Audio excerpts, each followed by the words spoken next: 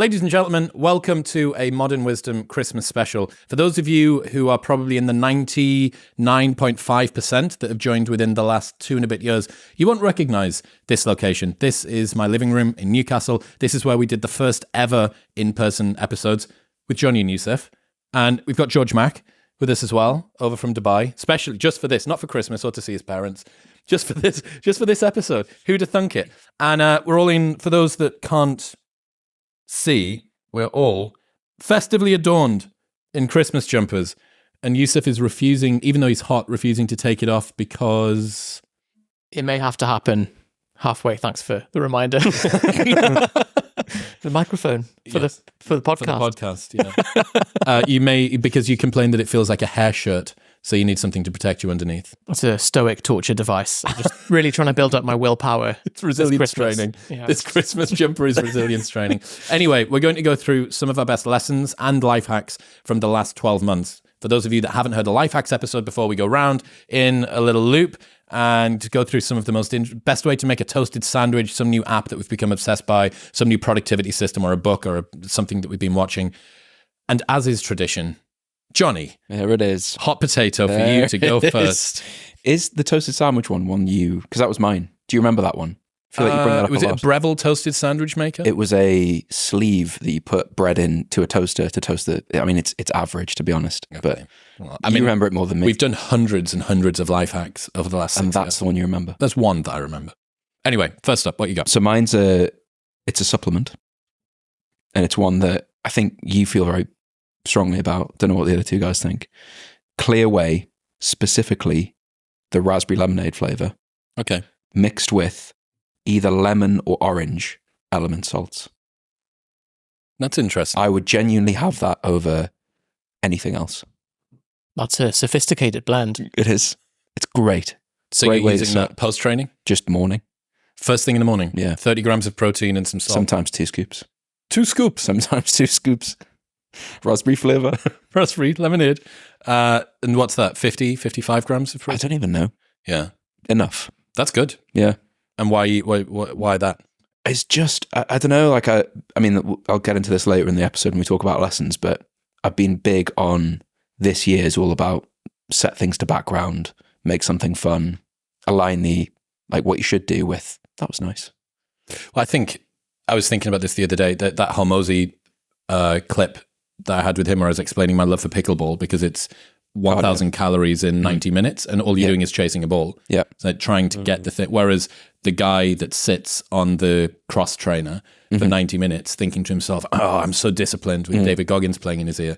The outcome for both of us has been precisely the same, except he's had to develop so much more and use so much more willpower. If you take 2009 me, I'd be still trying to get protein and hydration and lemon and water and salt and all sort of stuff first as soon as I wake up, but it's like, oh, egg whites. And whereas that's like a delicious way to wake up. So the principle behind that I think is that there's no moral virtue in white knuckling everything. Mm-hmm. So Ramit Sethi talks about that with just automating your saving. If you just have a direct debit or a standing order, whatever the international phrase is for that, for savings to just go out as soon as you get paid, you're then not having to think each month, oh, I really need to save or whatever. You just never see it. It's just out Well, they of the do account. that with, is it pension contributions?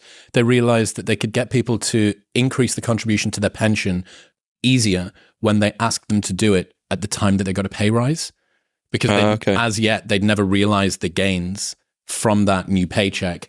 And as a part of that, people didn't feel anchoring bias largely. Right? Oh, here's new money, but it's a little bit less new money than you were thinking you were getting, as opposed to old money now minus some.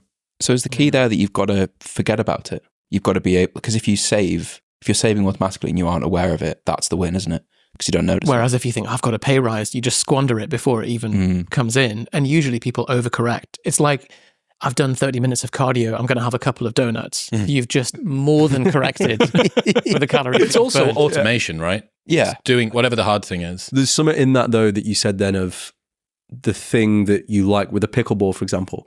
And it's like Djokovic versus Andre Agassi. Have you ever heard that thing? So Andre Agassi became world number 1, went all the way down to like 120, was doing crazy drugs, like hated tennis, loads of childhood trauma, but was constantly grinding it away.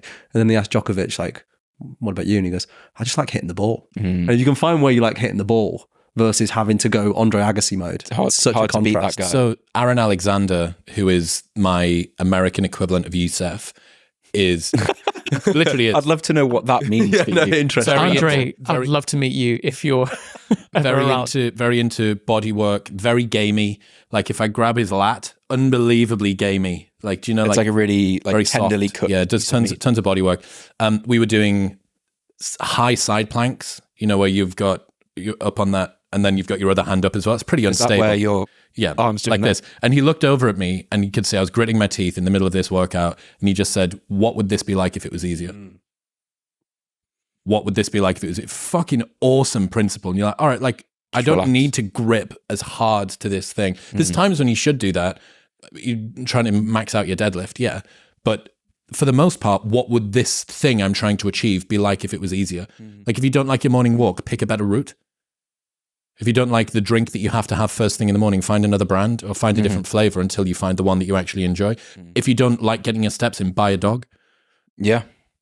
Well, I don't think many people like normal whey protein. Just to link it back to my point, I think loads of people drink whey protein with whereas clear whey, delicious. Game changer, mate. Genuinely delicious. All right, Seth, you're up. So, life hack to begin with. I'm excited about this because I've been working with a team of accountants and operational analysts to develop the optimal categorization system for life hacks. And what they've landed on is basically digital and physical life hacks. So I'm going to begin with a physical one, which I got from my partner, which is if you have... I love how you had to take the glasses off. Like, this is point. fucking down to business now. This is important. Getting serious. If you eat a lot of berries, like me, get yourself a Pyrex Tupperware with a sealable lid, and they last days longer. Like, they're no longer, we like a turgid, plump blueberry that's not kind of a bit deflated and a bit crap. It maintains that for 5-6 days. Because most of the packaging for berries has got little perforations in the top of the seal, right? Is that not there for a reason? So I don't know what their reason is. I think because like there's a difference between what Just revolutionized the berry industry forever. There's someone from Kia Aura listening going, how didn't we think about this? So there's maybe a difference between the way things are stored in a supermarket for display versus at home. So eggs and things are stored differently. But berries, give it a try. Do you ever get frozen berries? I do, but Not quite as good. they don't quite land as well, do they? Well, they haven't got the snap. Yeah, agreed. I mean, finding the right blueberries is a difficult challenge. I've found that you can go super small and they're tangy and take your face off. It can make you go like, and then if you go too big, there's never big and turgid. And turgidity is what I optimize for. It's the triangle, isn't it? So you get to pick 2 of 3. So there's taste, turgid, and size. And you can only be on one of the vertices of the triangle. It's a real shame.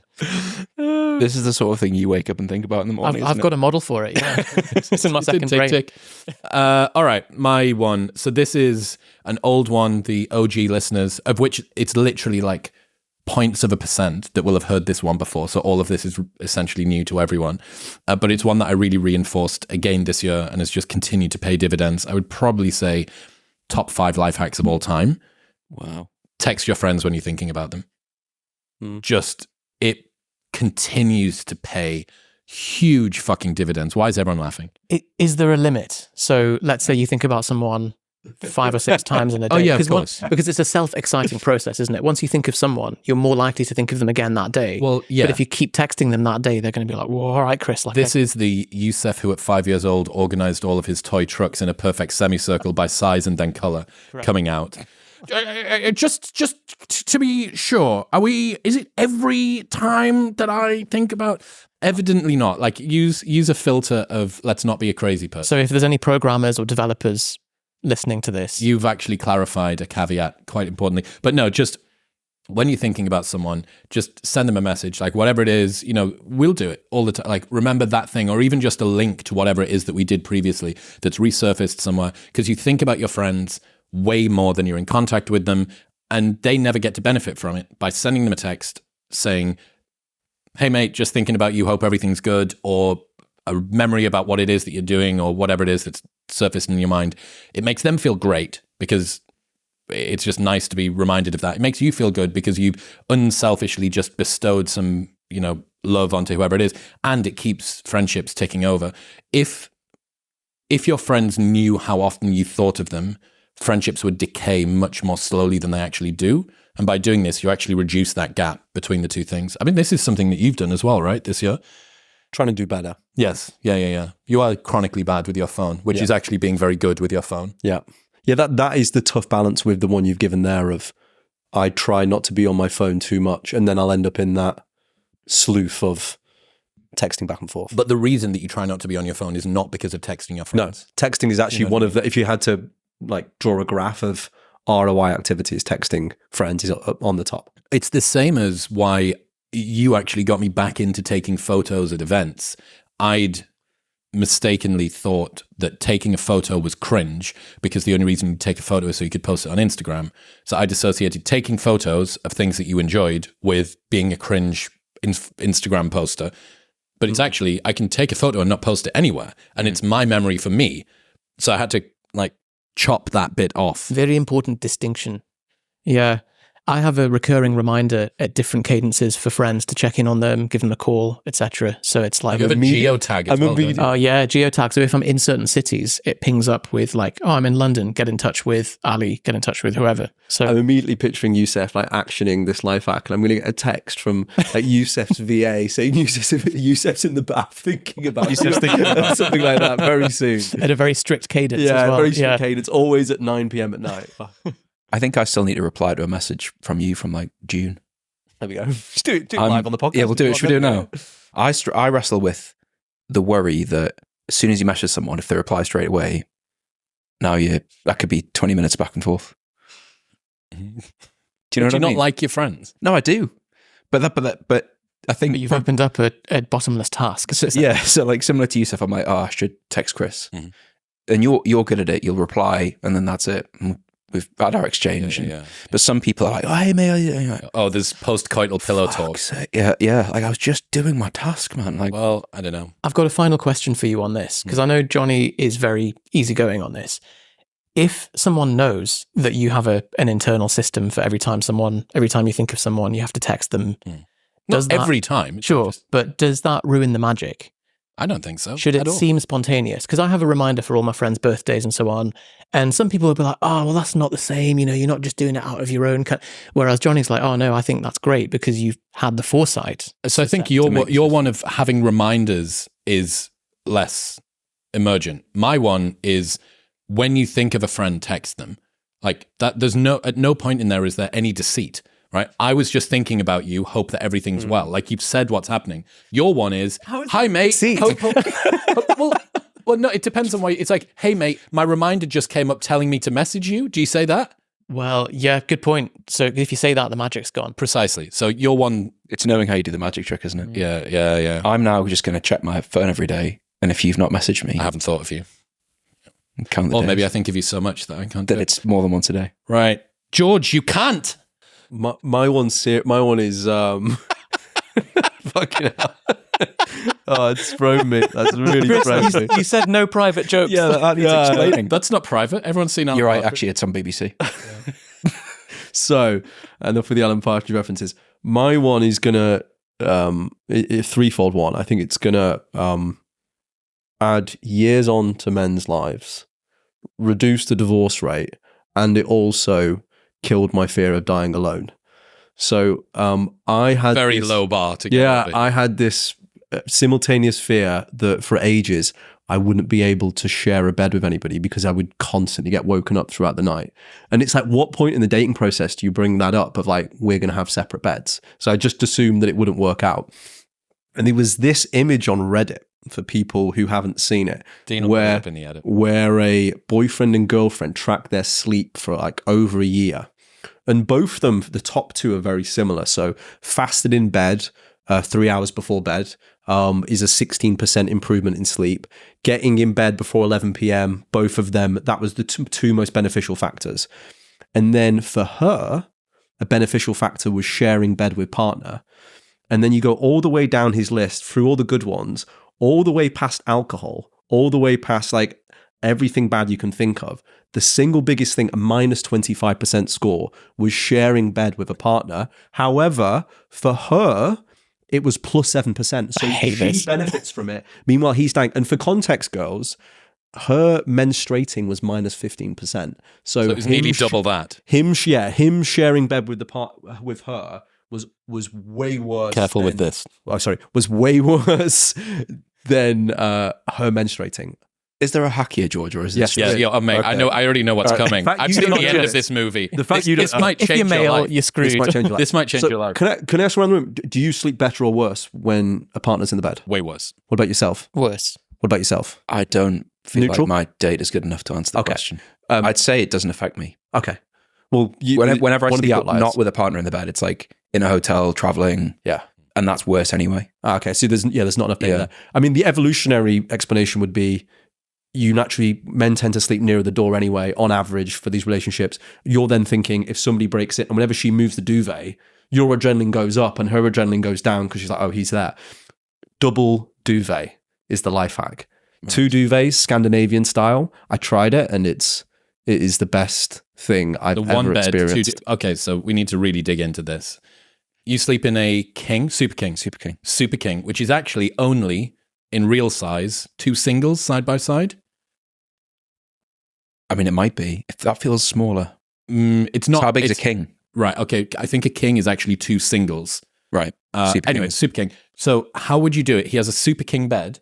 Yeah. You can't have 2 super king duvets. So do you get 2 double duvets? Yeah, size-wise, you can play around with that. It doesn't what's really your matter. solution? With just 2 This is your hack, George. But I don't know What size? Yeah, but it's like saying, oh, my iPhone. I don't know the exact iPhone case for your iPhone, right? However, just but I've never had an iPhone before. So what This is George's first life hacks. He wasn't prepared for the level of autism that we were George was going like, to deploy. don't tie me up in legalese. what size bed do you have again? Super king. But just get 2 Super King duvets. But then it's George, that's ridiculous. 2 super king duvets. it's going to be on the floor. It's fine. Think about it. It's going to be like It's a still floppy better. It'd be snake. so much baggy duvet. It's still, but we'll go king then. Go king. But 2 kings. getting caught up in the details. Well, this details. Bore me with the details. Okay. Unbelievable. I really think that this needs. I mean, we can put this out to millions and millions of people. I would go as far as to say probably 2 double duvets If you have a super king. if you have a super king. What we need is a PDF. Nice PDF. Okay, I'll get Can PDF. you Yeah, supply leave it with me. supplemental appendices? Yeah. Please. All the guys who sleep with their girlfriend or wife have to go listen to this episode and then sell it to someone, don't they? That's true. I think George said, because of my cortisol, So on that, that we need 2 Tots are duvets. right. And they'll On say, that- how big are the duvets? I forgot to do the follow-up, which was then when they track the double duvet, it was the single biggest positive thing for him. Oh, George. So the data seems to suggest that it's true. Do you have 2 duvets? I've been in the process of negotiating this since visiting George and hearing Only about had a stats. PDF. So Okay. Why- What's been the issue with negotiation? just that she thinks it's a bit antisocial. Antisocial. Antisocial. Yeah, but I think 2 singles will do because we're in a king, and if a king is truly 2 single beds, that's the perfect. I think you're going to want. I think you're going to want a little bit more. I think A you're bit going of to slap. queen. I think you're going to want 2 queens. 2 doubles. 2 doubles on a normal king is going to be a lot. Is a double not smaller than... Is a queen smaller than a double? the amount of bandwidth given to this. That's this why it needs a detail. It's important. Yeah, there'll be a PDF at some point. We need a matrix in a PDF. But yeah, I mean, this is another thing. It's how do you sell it to the partner? Because if That is it on the just that surface, screenshot. it's Do you wanna know- weird, isn't it? My answer has just been buying the extra duvet and then just going in the duvet. This is the way we do it. sleep now. Yeah. Because One night there's no you just walk benefit in to the with your own female duvet. partner. Yeah, and Well, there's a negative. I discovered it by accident because I read that data, didn't do it, and then stayed in a hotel where there was like a blanket extra, like a duvet extra, and it was magical. And How did they I track- went from waking up 5 to 6 times a night to none. They were using Is that Aura, Whoop? I think. Aura. Yeah, they were on Aura. That is Make annoying. yourself a custom journal entry and let's split test this Let's and then do in a that. year's time. No, you just use something that it isn't. Yeah. Like CBD menstruating or something. Skiing or masturbate. something, Skiing. Yeah, skiing. All right. So lessons. First one from you, Oh Johnny. my What we got? God, I thought we were doing life hacks. I was ready for One loop of life hacks, one loop of lessons, and keep it variety. okie dokie. Just before we actually get started with that, do you remember? I knew exactly where I was at a set of traffic lights when I texted both of you this years ago. I wanted to do something. I think it was called like lesson hacks or like life lessons. It was life lessons, and I was like, why don't we do a series of life lessons as well as life hacks, which is kind of what we're going to go through here. And I seem to remember you saying something along the lines of like, that's a big shout to presume that we're sufficiently interesting to actually bestow lessons on anybody. And so I bailed out of doing that. But a couple of years later, all of the listicle style episodes that I do, like the Hormozy style one, the ones that me and George do, if it's a list of mental models, all of that, that is the progeny of originally what I was thinking about doing from life lessons. And I think it probably wasn't time at the time, but I reckon now we've ascended to be. I thought that was. Plus, you're the most requested guest on the podcast as well. So, according to my brain, You want to listen to me on the podcast the most. I would listen to you talking life lessons. You get to talk to me all the time. Oh, it's getting hot. So my first lesson is actually from you, Chris. Okay. Really recently. And it's linked to what George has just said. So if anyone's listened to life hacks from the very beginning, I've been on a real journey with tracking devices, Fitbit, Aura, Whoop. Borrowed your Aura ring years ago. Didn't like it that much.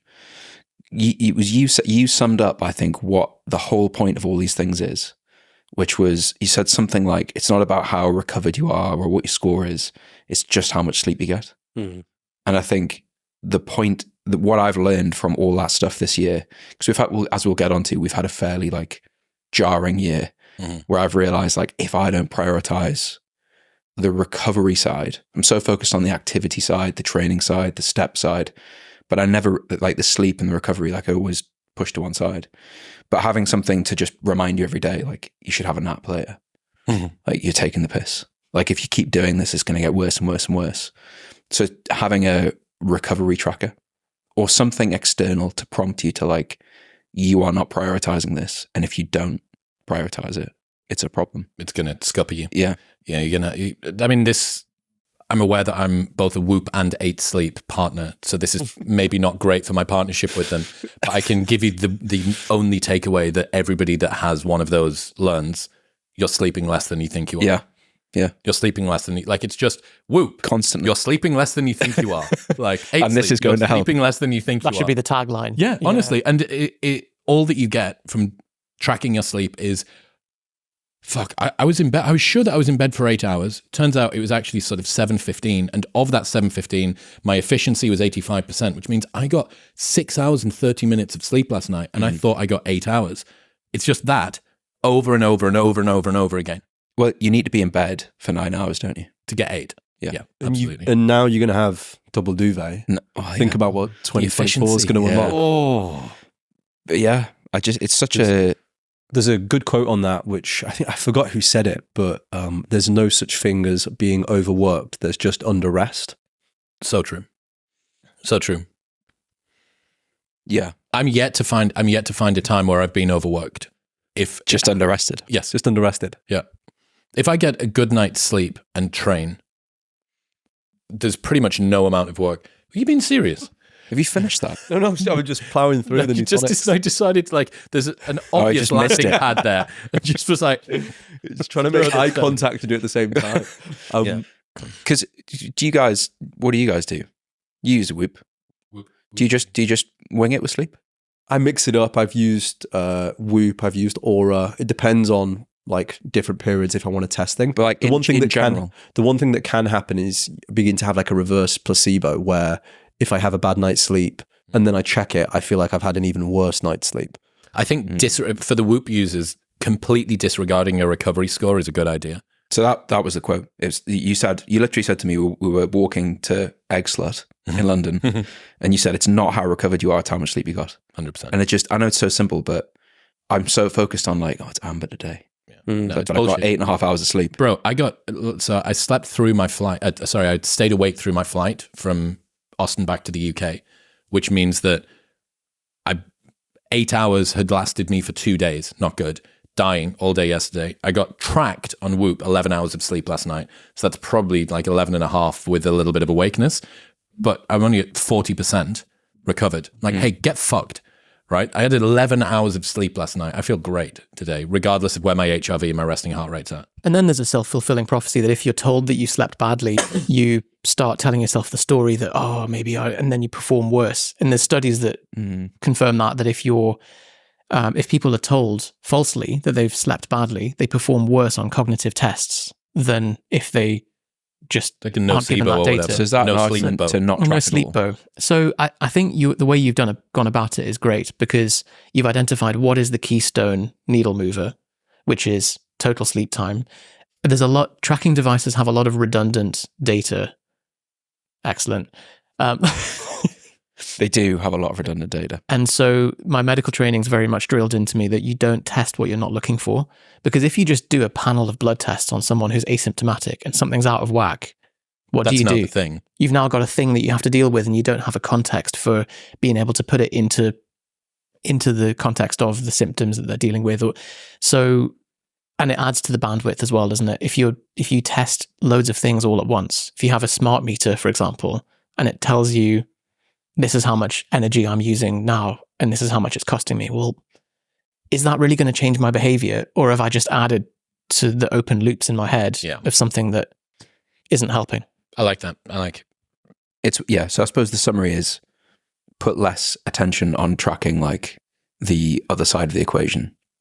Because you probably do that, well, it depends who's listening, which is the problem with these things. But if you're the sort of person who wears a Whoop band, you're probably handling the activity side. And you probably you're like, I'm green recovered, but I got 6 hours of sleep. And actually the biggest change is just volume of sleep. Focus on sleep.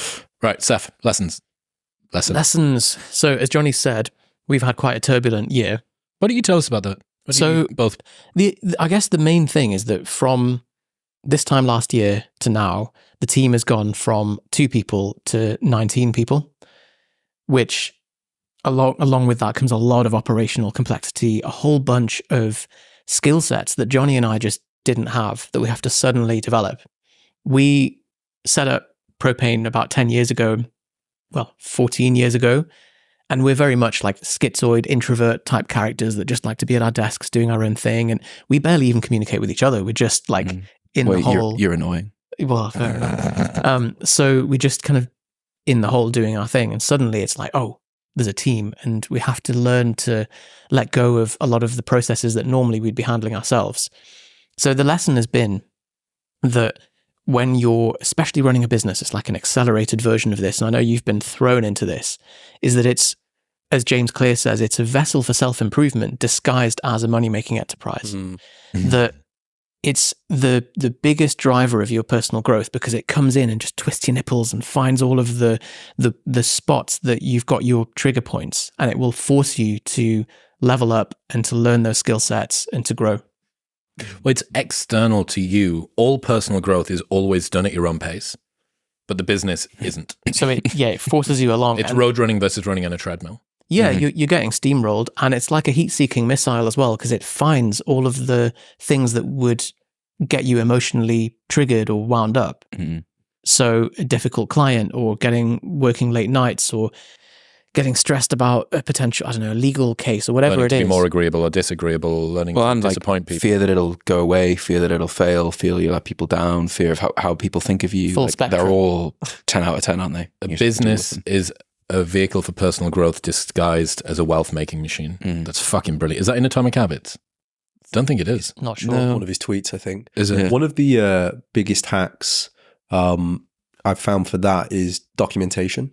So let's say if you write quite a lot about anxiety and all the stuff when you get that 4th employee and you've doubled the headcount, and if you can now go back at 19 and review those thoughts of like how worried you was and anxious you was, and you go, oh, and you can see the evidence of you now going, I'm now almost 5x that. It makes it a lot easier to then play that again, going, look how anxious I was then and I figured it out. It's constant evidence. Whereas in business, there's no like Instagram account for it. So like trying to create as much documentation is That's so fun. great. And especially between you two guys as well, to be able to share it is. Oh yeah, we look back and think, remember that thing that we thought was a massive problem? You know what would be a really good way to do this? A private Slack channel that's just got you two in, where you can just brain dump shit to each other. Like, dude, I'm feeling a little bit whatever about today, and that's all that goes in there, and that would be the journal between. Especially if you got a business partner, it's going to be tougher for the solopreneurs. I remember it's in my day one. So day one for me is serious shit. Right? It's like there's been periods of 3 years where nothing's gone in. There's been periods of 6 weeks where I've documented 3 times. Day one is for like fucking hell, like something really dramatic has happened. I remember it's still fucking in there. There's this one where the MC for room 2 upstairs in the R&B room of Voodoo Saturdays at Riverside told me that he was leaving to go to a competing club night in Sunderland. And I felt that was salient enough to put in my fucking day one, right? That was the beginning of the thing that was going to be the snowball effect that would cause that. First off, the like Asian Sock wasn't going to come anymore because he was their favorite MC. And then after Asian Sock went, obviously all of the other dominoes were going to tumble, and I was going to be homeless alone on a street, and I was going to get gluten intolerance and live under a bridge. Gluten intolerance. But that's perfectly appropriate because at the time you were just reacting to the circumstances as you found them, and it was a hot button for you. Like, that's the thing that tapped into this golden thread of like, I'm going to be under a bridge. I'm going to get gluten intolerance. I'm going to have all these. It's like, so that was like a real hot button then. And as you say, it's great to come back to that and be like, just. Yeah. Have you seen day one has this feature of the on this day feature? Yes. Yeah. I don't have enough entries. So I try and use it. Just after I meditate, I just write what's on my mind. And if you just always there's pretty much always, if you do it often enough, there's an on this day 8 years ago, 10 years ago, 12 years ago. And you're just like, God, there's so many like recurrent things. I'm going to have to bank both of those comments for my next round because you guys are front running one of my other lessons. It's so bad. Again, like one of the worst life hack episodes is when 2 different people arrived and had done the same life hack, and then you got nothing. And you're like, fucking fuck. All right, so my first one, it's cool that we've got this sort of human centipede of ideas coming on here. This is from you, which is Max Content Raiser. Would you consume your own content? If not, don't post it. And that inspired post content clarity, which is your content diet should be spirulina for the soul, not fast food for your amygdala. And what I realized was that when you're consuming anything on the internet, it's almost always, it tends toward limbic hijack, because if it didn't, you would watch something else which was more limbically hijacking. You know what I mean? Mm-hmm. So during the moment of consuming pretty much anything, this podcast included, you are a bad judge of whether or not that piece of content is good for you or not, because it's just compelling. But what you can do is have a sort of pillow talk post-coital review of how did that particular session of YouTube watching or TikTok scrolling or Instagram browsing make me feel? And was there anything in there that is better or worse? And if there's stuff that continues to come in as worse, it's like unfollow, not interested in this channel, don't recommend to me again. Does all of the social medias have a way of downvoting as well as upvoting channels? And you can get rid of them, you can hide them from your feed, you can do all the rest of the stuff. And if you hide something from your feed, it's tantamount to that entire worldview or that creator just dying, right? It's exactly the same. So unfollowing's great, isn't it? Like there are people who they always come up on your feed and they annoy you, and then when you unfollow them, it's like, oh. Yeah. Or even muting, if there's some, interpersonal reason why you can't get away with the unfollow, just muting accounts that you don't like. I had this when I always struggled with Instagram, delete it, download it, go back and forth with it. And I had this realization one day of like this 3-4 question of like, did this educate me? No. Okay, move on to the next question. Did this like entertain me or make me laugh? So if it's like an Alan Partridge thing or a funny meme, it stays on. If no, moves on to the next list of, do I want to see this person in the next 6 months? If no, mute. And that, it takes about 12 hours of pruning. Or like a day and a half of pruning just whenever you're on, and immediately the newsfeed is infinitely better. That is the one thing about the people complain about the For You algorithms, that they're filter bubbles, but you can also create a wonderful filter bubble. If all you do is like photos of docs, you will just have a feed of docs. Well, we're training the algorithms on what we actually want, But the problem is that what we want in the moment is not what we want to want after the moment. Retrospectively, we wish that we were watching more of X or Y or Z. One interesting thing I think that's happening with YouTube is I think they have time-based recommendations. So at different times of the day, different things get recommended to me based on my viewing habits. So I tend to listen to World War II documentaries, which Shane Gillis calls early onset Republican. Like getting interested in history documentaries is like, yo, if your man starts watching World War II documentaries, it's a gateway drug. Keep an eye. It is a gateway drug. It's early onset Republican. But I do that, but it only recommends them to me at night. First thing in the morning, it's not. Middle of the day, it's always 10-minute to 15-minute videos that I can watch with my lunch. So again, just train the algo. But yeah, and then for the content creators or fledgling content creators out there, this is something that I'm battling with at the moment. There are ways to play the algorithm, and there are ways to add value, and there are things that you want to do. And within those three prongs is some balance of what you have to do. You have to play within the limits of the algo, or else you're just going to be shouting into the ether. But you don't want to be completely controlled by it, because that's just audience capture.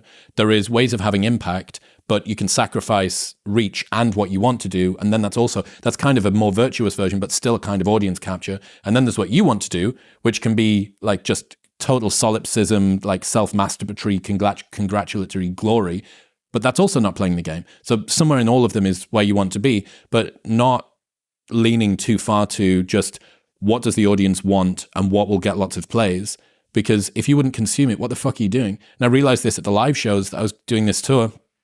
I would happily go for a beer with any of the people that arrived, and I know for a fucking fact that there are tons of podcasters who couldn't say the same. Like, they're not making an audience of people that are like them, or people that are cool, or people that are interesting. And every single person that came up to me, I was like, fucking, like, I'd happily like go train with this person or go for a coffee with this person or whatever. They're all interesting. They're all killing it. They're all in good shape. They're all like cool or whatever in some form or another. And yeah, would you consume your own content? If not, don't post it. It slices through all of the bullshit. Do you think the people who listen to your podcast are you, but like a previous version of? I think, like, do you have to make content for what would 5 years ago Chris listen to or watch, rather? Because I assume what you want to watch now is different. Is probably a little bit different, right? So yeah, but I also think that if you were posting what you 10 years ago needed, it wouldn't be a few steps ahead of where you were. So you can still frame things in the learnings that you've had. You know, all of us have been shaped by your time at a Big Four accounting firm, your time as a doctor, your time in a bunch of different agencies, or moving to London to go do this thing. So you talk where you're at, but you frame it with where you've been. And I think that helps people to get along the steps. This is an Ali Abdaal thing where he said, you don't want to teach people who are 10 steps behind you because you can't remember the problems that you had 10 steps ago. You want to teach people that are sort of 3 or 4 steps behind you because it gives them the path. It allows you to still be within that purview. But this is, a reason for tracking the journey. Again, as we said about taking photos, about noting things down, because if you don't track the journey, all of those learnings are just lost, and you can't remember the things that were only salient to you 5 years ago as revolutionary because now they're taken for granted. You see that with like wealth gurus. So that Grant Cardone saying, oh yeah, when you're buying companies, you really need to remember that this is and it's like for a regular person off the street, or talking about how you're going to rent your 4th holiday home in Andorra. Like it's stuff that's so far removed from and it's like aggravating his life. Yeah, because you're like, well, what do I do with that? Yeah. Do you think that a possible pressure valve because I see a lot of YouTubers that will have a second channel for that kind of monologue, uncensored, stuff. Unfiltered, whatever. Do you think that's just for them to scratch the itch of content they want to create, but they don't want to post on the main that's channel? Interesting. Well, there's lots of second channels that are also dog shit. Like they still don't add value. I heard this term a little while ago. I probably need you guys to help spin this up. Growth hacking relatability or speedrunning authenticity. And a lot of people try to do that. It's like, what are the ways that I can make myself seem more authentic or relatable than I am? But it's one of these things that's it's like the speed of light. It's like you are as authentic as you are authentic. And trying to growth hack authenticity results in you seeming even less authentic. It's the Brian Rose effect, right? Like fucking shadow boxing under a bridge with degenerate skateboarders looking for a bear market in a bush. Like, he is. Oh, God. He is. Me and George, can I tell them the story about that day we did VR? Oh yeah, go for Right, okay. So What were we here for? What were we in town for? Arc? No. I can't even remember. We were we came to London. blurs. We've been back and forth so many times. We came to London for some event, and we had a day, and I had some mushrooms with me, some magic mushroom capsules. So me and George decided to do 2. We double bubble banged the world's 2 most advanced virtual reality experiences: Jeff Wayne's War of the Worlds at ... in London, and then the Tower of London virtual reality experience. We did those back to back on mushrooms. So if you think that mushrooms is crazy, mushrooms in VR with a full cast of actors around you for 2 hours twice in the same day was just fucking mind-blowing. It's enough to induce a psychotic break, isn't it? Well, I think the dosage was pretty optimal. Yeah. It was like a 0.7, 0.8 kind of just nice little fluffy thing, but it made everything seem so Did much you more plan real. to do both? Well, Or this did is you it. do one and you're like, I'm meeting up with Chris today, and I go and see him. I go, what do I do today? Do you want to go like a walk, maybe sauna, quick workout? And he goes, I've got some mushrooms, so we could go to a VR world. I go, I guess let's flip a coin then, right? So similar. Yeah, it was fucking brilliant. It was a good day. What a day. Right, you're up. My one. So, related to the chat so far. So the content raiser that we spoke about then is very Midwit. It's very, what is the simple answer that works? And the big thing for me this year has been the Midwit meme. I'm quite obsessive about the Midwit meme because I'm a Midwit. I've diagnosed myself as a Midwit. I'm a recovering Midwit. I think you have to say it publicly to start recovering from it. And I did something that was quite Midwit, but I think it ends up working, which is like trying to figure out an algorithm that moves you to the guy on the left, to the stupid guy on the left. Because if you try and be the genius on the right, that's what the Midwit does. Whereas what you want to do is simplify it down of, rather than a complex content strategy of scheduling at 2:30 p.m. every single day and this editing strategy from Alex Hormozy, it's, no, would I consume this?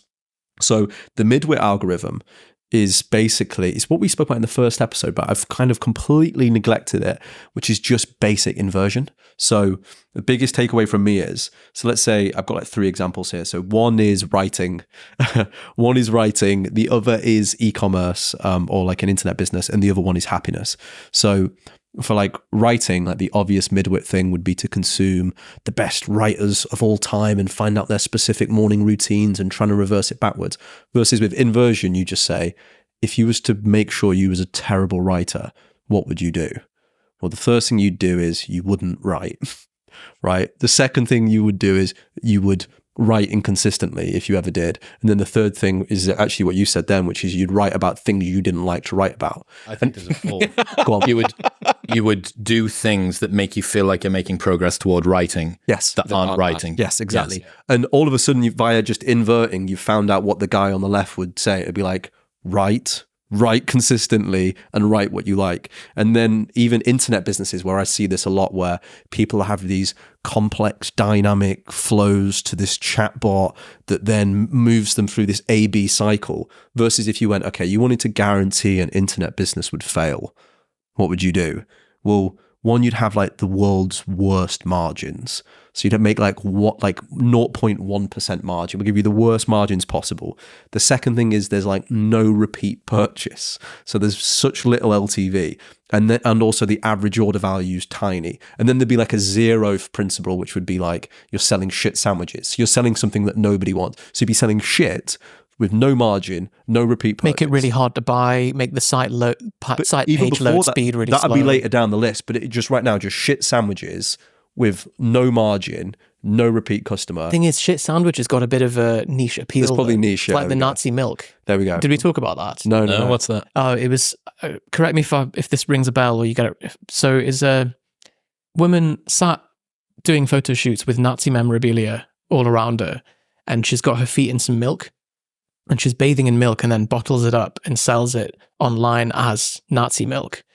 And quite a decent markup on that. But again, niche appeal. You think, well... Didn't Belle Delphine sell her bathwater? I don't know. Yeah, I'm pretty sure. Bathe in a bath. But those are both things that people want. Actually wanted to buy. I think Anyway, shit sandwich is something that somebody moving on. we have to assume back doesn't off want. Nazi milk, this podcast sponsor. And then happiness is another one where people are doing such like complex strategies for that, and going to Peru and taking IELTS, which again, there's a time and a place for. But if you had to make somebody miserable, terrible sleep, terrible diet and exercise, and terrible people. And Midwit, the way to find out what the guy on the left would be is just to invert things around and avoid the top 3 or 4. So That's like, my what big is it takeaway. not? What is the opposite of success? Exactly, and then avoid just those things. avoid those What things. would someone that was going to run a terrible online fitness bit, like if you wanted to try and make the worst online fitness business you could, what would be the 3 things that you tried to do? Don't do them. Yes. Yeah, because and most sorry, just to put in, but most smart people will get caught up on the 16th smart thing for success and not avoid those things, including myself. We have a phrase which is just stay stupid with the advice. Yeah. It's like as soon as you start trying to make something complicated, like what would the stupid person do? They wouldn't understand the complexity. The difficulty is, I think, convincing yourself that the stupid advice is actually that, because there's examples of things where it seems simple, but it actually is the wrong thing to do. What, like? And here you're going to ask me. Okay, so going and training chest every day, for example. I want to get in good shape. I'm just going to train chest every day. What do I like doing? I like training chest. I'll just do pec deck every day. That's simple advice, but it's probably not the best. There's a level of being informed that you need to like get just over it's like a white belt mentality, right? Like the white belt actually does know. So all of the shit that you learn when you first start boxing, it's like, here is how to throw a good jab. Guess what you're going to throw most of during your entire boxing career? Jabs. But then when you get to blue belt syndrome or purple belt syndrome, the equivalent in boxing, and you're like, yeah, well, it's all about like my back offhand uppercut. Like that's really where I'm. It's like, no, get fucked. This is the way to figure it out, isn't it? You look at what are you a black belt in now, and then think back, what was I trying to do when I was a white belt? And I've just come all the way back to basics, and I'm just doing the basics consistently well. Yusef had one, which was someone asked Yusef recently, like, what's his recommendation for pre-workout nutrition? And he was like, like coffee and some like honey on toast or something.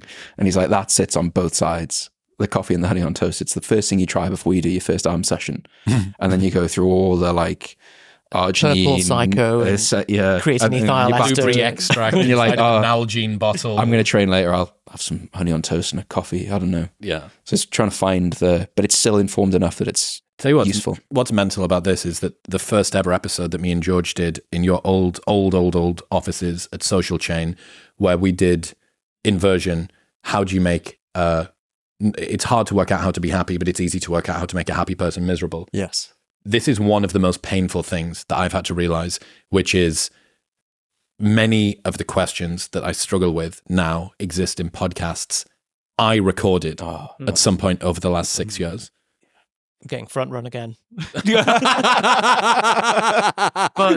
know what? We clearly have had a very similar 2023. So yeah, I mean, it's been, I think maybe you just get disquieted by less stuff than us. Like you're psychologically more stable, I think, than both of us. This is the trend I'm noticing, that like here we are coming up with these half-formed ideas, and then George is like, well, I've actually got an algorithm for that and a full process that I've thought about. It's very There is something to be said though about making content, forgetting that you made it and then it coming back to you. So like David Senra from Founders recently tagged me in something where it was, there's 2 kinds of people on the internet.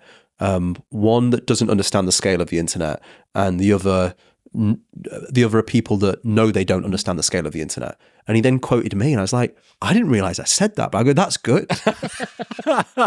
So I went back and found it. I go, I did say that. Right. So there's 2 ways that this happens as well. The first one is you get quoted by someone saying a thing that you forgot that you'd said. That's level 1. Level infinity is you get quoted by people who attribute quotes to you that you never said because it seems like it fits. So I've taught all of you guys about this before, but Churchillian drift is the name of the phenomenon whereby unattributed quotes get attributed to Churchill more and more over time. And it's like what you want is to develop like Williamsonian drift. Like you want to insert yourself into a niche whereby it's people that go, don't know who said that. That sounds like a Chris Williamson thing. Like this is you've got to be very careful with the other Chris Williamson to try and anti-Semite. Yeah. Well, this is also where it would be useful to have a Andrew Tate-esque army of Vietnamese repurposers just starting to post quotes with like unattributed, but like supposedly attributed to Chris Williamson to create the trend. That's how you begin that tsunami. That's great. I really like that one. Is there anything else on inversion? That's it. Just think of the top 3 to 5 things, flip it around, and you've figured out how to be the guy on the left. And you will forget those things time and time again. All right, Jonny. Be the guy on the left. Am I on hack or lesson? Hack, please. TickTick. Here we go. Here we go. So All right. I'm personally invested in this one. So Yeah. this is now an ad read for TickTick for me. okay. Forget the fact that there's a few million In people. other news. Don't say that anymore. Sorry. That's all right. Don't worry. Is it now just news? Because I think we've done Chris dirty News. with TickTick, haven't we? Well, You fucking left me out to dry. are you still on You OmniFocus? hung me out to dry. Would you like to Are tell? you still on OmniFocus? Yes. Would you like to tell the story of what you did to me? Well, I thought at the time, Chris, I was doing the right thing.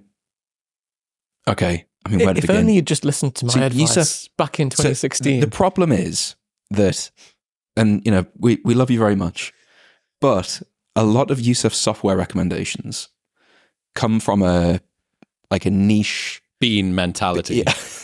They come from a very dry roasted bean mentality. So it's called I'm what you would call an early adopter. You are an early adopter. No, you're the early adopters. But you early adopt everything, which means some of it sticks and some of it doesn't.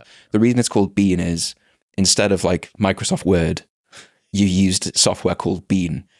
Which do you still use it? No, it was some really lightweight open source text editor. Just to check, have you got YouTube Premium yet? I don't need it. So you still got What was the question that I asked? No, have you still got the Argentinian version for like 70p a month Yes, or something? correct, through a VPN. But that's it. You spend how much money per year on YouTube ads? Can we just say the Argentinian YouTube Premium? Let's not skim over that because that is beaning if I ever saw one. That is Syrian dry roasted. Bean.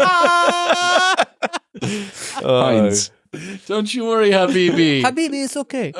So all that is to say that when Yusef says, I've got this bit of software, I think it's good, you just let it simmer for at least 90 days. Fair enough. And then ask him again. TickTick is one of those things. It's a calendar, to-do list, habit tracker. Anything else? Pomodoro timer. Pomodoro timer, does stats, all these sorts of things. But the thing it's given me is, which is a little bit going against, Yusef and I have had a debate a long time about how you treat a calendar. Yusef puts all of his tasks in his calendar, and I just put events in my calendar. And then deletes them.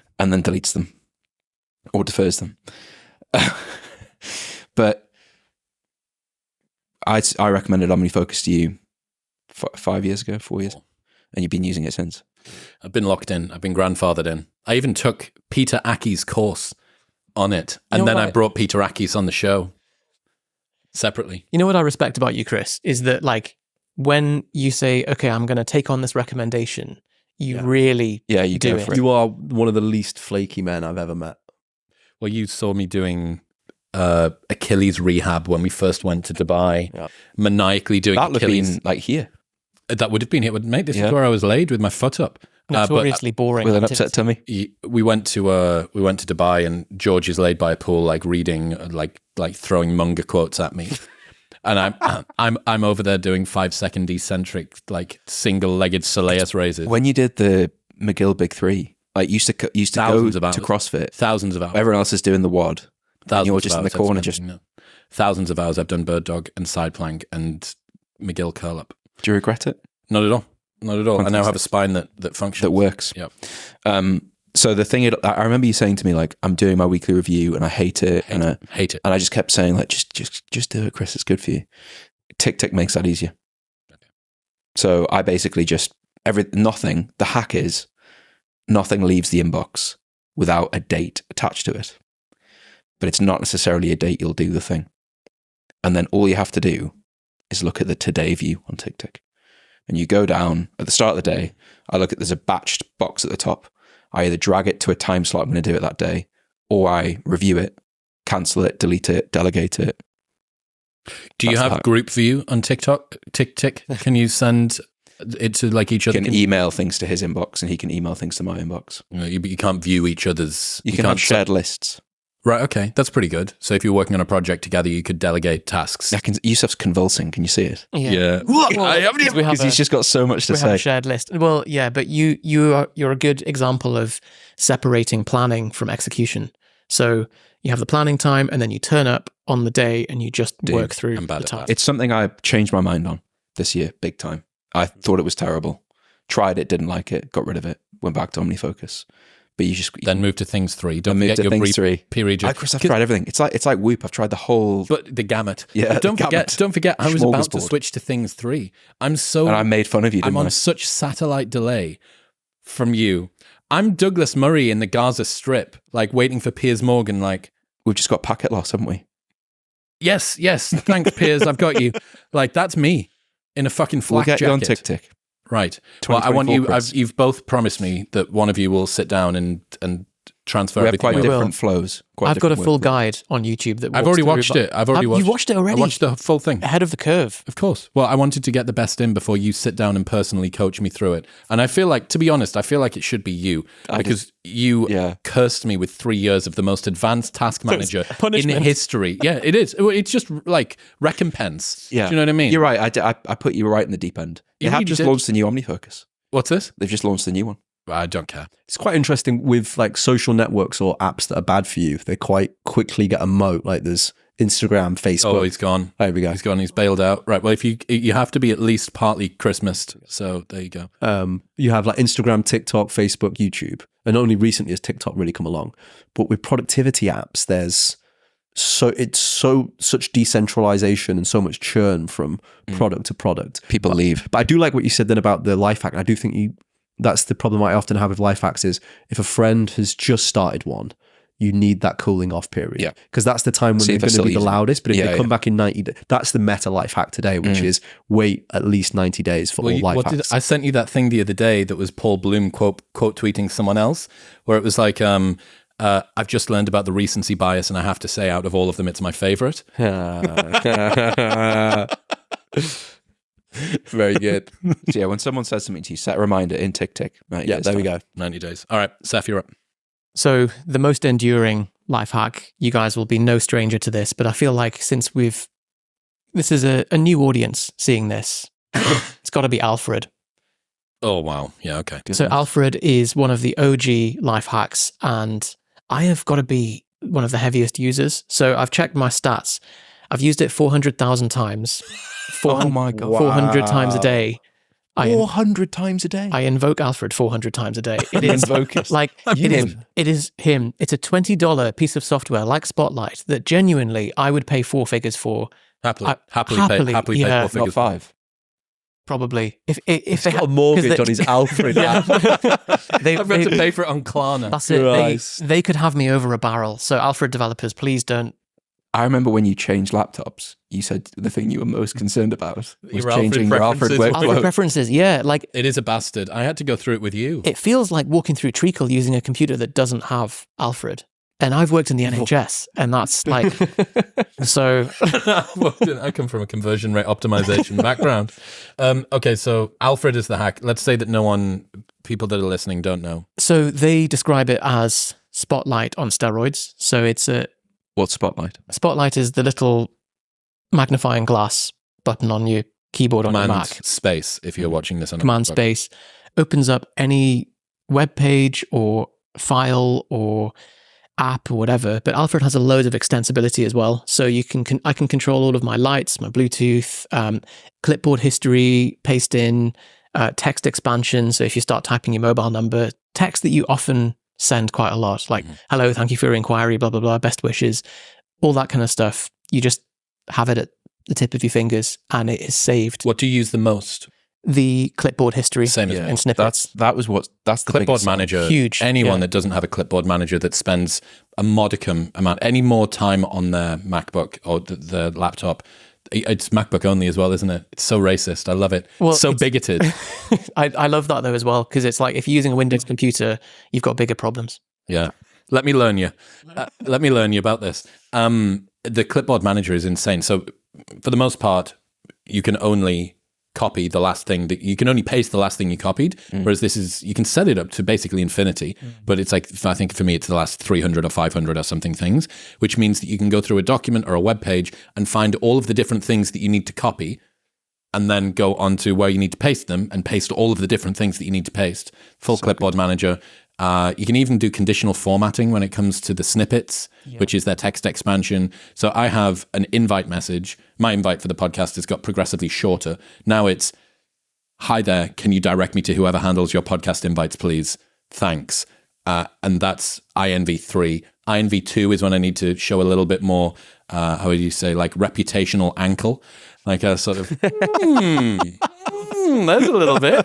And then INV1 is, I haven't updated that in forever. Is that shorts? No, it's huge. Oh yeah, it is. Yeah, cool. That's OnlyFans free member access. Very nice. Yeah, so I've got a full guide on that as well, that kind of to walk through, but just start playing around with it and you'll figure out so many. You can get a free trial period, I think, with OmniFocus. With fucking Alfred, sorry. There's a free version, but then the real juice comes from the $20. It's $20 once off, like power pack. Yeah. Yeah. It's You would pay five lifetime. figures for that. 100%. That's the delta of price to. I think it's Wow. you'd pay 5 figures for Yusef's setup. Yeah. I think our setup's probably worth in the like high 4-figure range. Yeah. Ethereum. All right. What have I got next? Right, I'll go for this one. I'm pretty certain that hold luggage is a PsyOp meant to keep you poor and late. Wow. I am yet to find a scenario in which hand luggage isn't sufficient. Now, you need to get good luggage. That's a huge mediator of this. But I was on tour, me and James Smith. I did 29 days on the road, just hand luggage. Wow. No waiting ever for luggage to come out the other end. It's always with you at all times.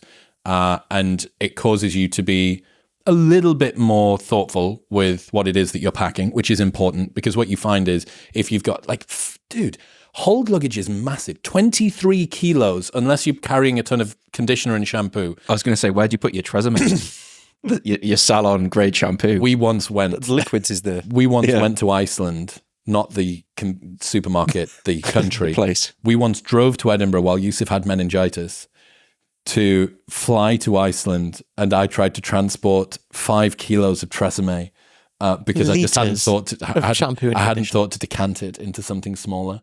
Wow. You managed to sweet talk the Glaswegian person at the desk He'll do that. to transport liquids as well. Yeah. Mind blowing. And sweet talk Glaswegians into worse. Into a national security threat for Iceland. Yeah. Too much Tresemme. What is this that you brought with you? So Cheapest thing there. it was the cheapest thing there. But yeah, hold luggage is a PsyOp meant to keep you poor and late, and you can get away with hand luggage only quite easily. I have a lot of questions. Hit me.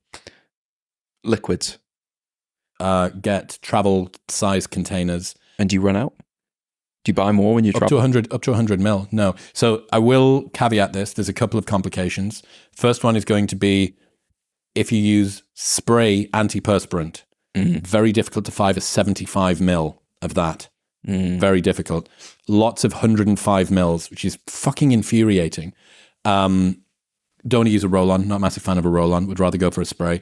That's a challenge. Yes, liquids, but So do you buy an antiperspirant when you arrive somewhere? No, it depends how many stops you're doing. If this is one trip, yes. If it's multiple trips, no, because that's just you. That's intermittent purchasing. So you can get like 25 mil spray thing and just get like 3 or 4 or 5 of them and just throw them in. And you must be doing you must be washing your clothes regularly. I did laundry while I was there, Yeah. but I don't know about you. How would you say, like, Overton window of acceptable clothing to me isn't that broad. I don't have much more than about hold luggage's worth of clothes that are like nice and cool to me at any one time. So for me to cycle through that stuff, I would probably be doing it anyway, and I would just have random surplus pieces of clothing that wouldn't get worn because I'm like, I don't like that t-shirt. Like, I really love that t-shirt though, so I'll get that one washed and I'll do it again. So I'd probably do that even if I was in hold luggage mode. And then what is the hand luggage recommendation? So before I started spending any amount of money on luggage, I would have said, luggage is luggage. It's fucking pointless. Like, why are you even trying to do it? Then I upgraded and got an Away, which is pretty good. and that has sort of tie-down straps that make things like much more organized. And then I started using Nomadic before I was a partner with them. So I bought their stuff and then became a partner with them. And it's just magical. Like different sections, magnetic ties so that you can lock things down and push things down, different sections for everything. They have it's called a, you got the backpack. What's your backpack called? Travel pack? They've got two. One's a travel pack and the other's I can't remember. I'll link it in the show notes below.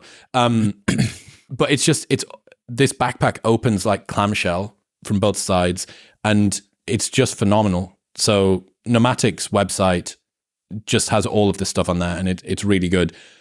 But it just changes the quality of your life. Having genuine high quality luggage, even if you are going to go hold luggage, like there's ways that you can like lift different things up and oh man, it's outstanding. Wow. Can it fit a spare duvet? James Smith managed to fit a pillow with him because he travels with his own pillow. What? Pregnancy pillow? No, like normal head pillow. He's bailed out of the pregnancy pillow life. Too hot. A lot of people flying long haul had brought their own pillows. I noticed that. I feel like that's probably going to be a future. If I was to predict what my life hack next year is going to be, I reckon taking a pillow with you while you travel. Is it a blow-up pillow? Or it's No. And he fits it on his luggage. Fits it in hand luggage, bro. Space. In hand luggage. Thin pillow. But then if it's a thin pillow, it's Squished not down. what you want, is it? Squash down. Anyway, that's my thing. Hold luggage, bail out of it, get good hand luggage and backpack and roller, and you'll be able to get away with it. Also, one final one.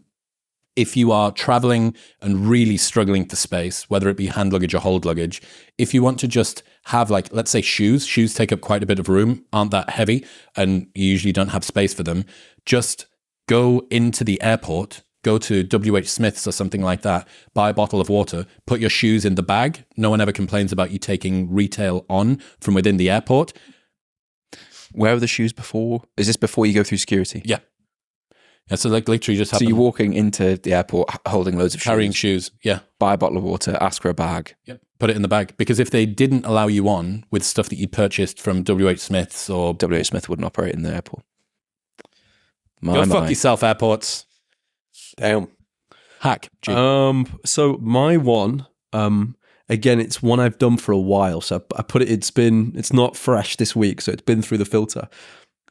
Past the 90-day filter. Pretty much, I wouldn't be surprised everyone who's listened to you as well as you two in the fitness scene, they've tracked like their lifts, they've tracked their nutrition, they've tracked sleep over the years, but very, very few people have ever tracked like their mental health or mood. So I created this idea, which I realized is quite a big therapeutic technique, which I didn't realize at the time. But essentially, imagine you have your mood. So you have 0 here, which is worst day of your life, and then like 10 here, ecstasy pill in the system, serotonin, like maxing off the charts. And let's say you kind of, each day varies between a 4 to a 6, and maybe not a British 4 or a 6, because a British person, like their worst days are 4 and their best days are 6, but a wider ranging one. So let's say you have a 4 to a 6 every single day. As soon as you go outside of that, so if you go sub 4 for whatever reason, just have a little like Apple Note table, like negative mood here, positive mood there, just drop in the date and what the cause was. And likewise, if you go above a 6, just write down, great morning, slept 8 hours, coffee's in the system, deep work stuff, whatever it is that's caused it, write it down, 2 duvets, write it down. And then at the end of the year, you have like 70 different entries, or even at the end of the month, you'll have like 5 or 6 different entries that you can just be like, oh, okay, this thing's shown up multiple times. And it's one thing to have like a bad hangover and say, oh, I'm not going to drink again, but you then forget come Saturday. But then let's say you look at the data and you go, hold on, 83% of my bad moods that were enough to register in this table like was alcohol, and you can then put it in a little Google sheet and just see that thing there. That hits so much harder, and likewise with the positive moods as well. It's basically Whoop for mindset, isn't it? For mood. Can I add a couple of things to that, George? So I love that idea. This is the new Apple. There's my abysmal step count as well. 1,200 steps. Busy morning. But slightly pleasant or slightly unpleasant day, for example. So I think this is the journal, or it's one of the recent updates. What are you having a slightly pleasant day? So this is part of the new iOS. They have a mood tracker with tags. So you can do that natively within Apple Health. But also for something that's more sophisticated, you can use exist.io. Oh, that's it. Log a mood. Can we show that to the camera? Neutral. What happens if I do this? Oh, it's unpleasant. Why What just happens if I go change it this way? Oh, slightly pleasant. But the reason that I still prefer exist.io, it's about $7 a month or something, is that you can parse the data and do a lot of good stuff with it and figure out what it Doesn't sound like you. It'll put, yeah. It'll export to a CSV. Oh, lovely. And it pulls out correlations. Some of them might be a bit spurious, like on days that it rains, you have sex more or something. But I suppose that probably makes sense. You see that thing about the correlation between the number of Nicolas Cage films released in a year and the number of people who die from drowning in swimming pools. It's like a really strong correlation. Yeah, I don't know how you explain that. Ice cream sales and murders, isn't it? Is the standard one. So have you learned anything from those correlations? Yeah, so I do it for a lot of the tests that we do. So when I'm testing out red light therapy or vagal tone methods or anything like that, I'll use Exist to track what are the effects on different aspects of your life. Oh, and it connects with your Whoop and your Apple Health and everything. Well, you made Feeds it back. a custom private web page that exports to a Google Sheet. So you may, between Apple Health and Exist.io, you may have found a way to do this. There's a simpler one, which is just Insight Timer. We've seen that. Yeah. They ask you how you're feeling, and there's like 5 faces, like very sad. But you need to be able to have why are you feeling that way. There's that as well. But you need to have it in metrics, and then you need to be able to track trends. You can do that as well. I've tried the older custom solutions, but I come back to, again, Midwit, like the Apple Notes. Google Sheets. Table. And because I can then I can get quite specific about what the thing was that day. And then the ability to reflect back on that 6 months and go, oh, that then triggers the memory of that day and I can go into a lot more detail versus if it's just purely a score and a tag, it doesn't ring the same because sometimes it'll be like a Lollapalooza effect as well. It'll be 3 or 4 things. But imagine if you had it all connected where it says, when you tweet more frequently, your heart rate is higher. And then you're like, oh, okay. So that's pulling like Whoop data. It pulls everything in. Like it connects to so much. That's either really Midwit. helpful or like really upsetting. Isn't it? Well, again, I think it's about identifying the trends and then letting go of the tracking Whatever it tool. says. Yeah. Right, Jonny, you're up. Lesson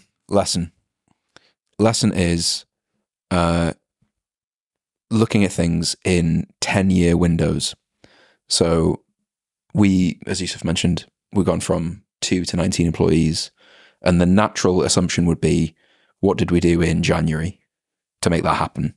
I actually think it's a decade of work that made that happen. And so the lesson is, if you assume that if you just take enough swings at whatever it is you're trying to achieve, you'll eventually get there. And it will likely take a lot longer than you think. Focusing on how you can just be comfortable with the mundane, repetitive nature of it. And you mentioned this in your talk about how, well, when we were sat here, you were doing these episodes and no one was listening. So there was no reward. There was there was a little bit, like the episodes were growing, I guess, but there's a lot of repetition without much success. And then this year, vertical. So if it's going to take another 10 years, how do you make what you're doing now enjoyable? Detaching from the outcome. Hormozy's got a bit about this where he says, disciplined people aren't more patient. They just find something to do in the meantime. Yeah. It's like, just find something to do in the meantime. If you assume that it's going to take a long time to achieve the thing that it is that you want to do, and presume that it's going to take twice as long as you want it to take, or that you realistically think it could take, how could you make it bearable that between now and then, life just ticks over? So there's two quotes that are like, one of them is a Churchill quote, supposedly, that we'll never know. The other one is a Gary V concept. The Gary V concept is being very patient macro, but impatient micro. So like allow something to take 10 years, but be very impatient this week, today, this hour, whatever. And then the Churchill thing is success is going from failure to failure without loss of enthusiasm, which I think is really, not to say we're a success, but I think the success for us has happened because we just didn't lose enthusiasm. But you also didn't, it wasn't like you had lots of failures. There wasn't a point where you guys were close to bankruptcy or anything like that. I think behind the scenes, lots of failures.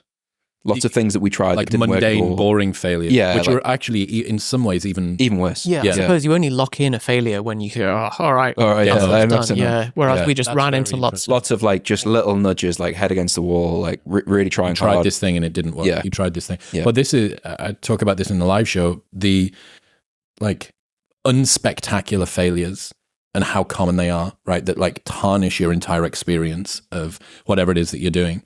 Because you hear Rocky cutscene montage and he can't lift a log, and then he goes back and he still can't lift a log, and he goes back and he still can't, and then he does lift a log, and you're like, oh, all of those things with that. And yours is like, you're not even trying to lift a log, you're just trying to get your Alfred shortcuts to work right, or you're trying to send an invoice through QuickBooks and it just doesn't want to work. You're like like it's, you know what I mean, like it's That with no easy way out. There's no easy way out. Just use resending fucking QuickBooks invoices. Ivan Drago's got all the Alfred shortcuts. Yeah. Full His Better studio Touch people. tool is completely optimized. 3 duvets. 3 duvets. But yeah, I think so. The lessons just assume it's going to take you longer than you think, and then focusing on like, how do I make myself okay with that? Because I think everyone wants there's a lot of focus on, especially in our world, in building business world, where everyone wants it now.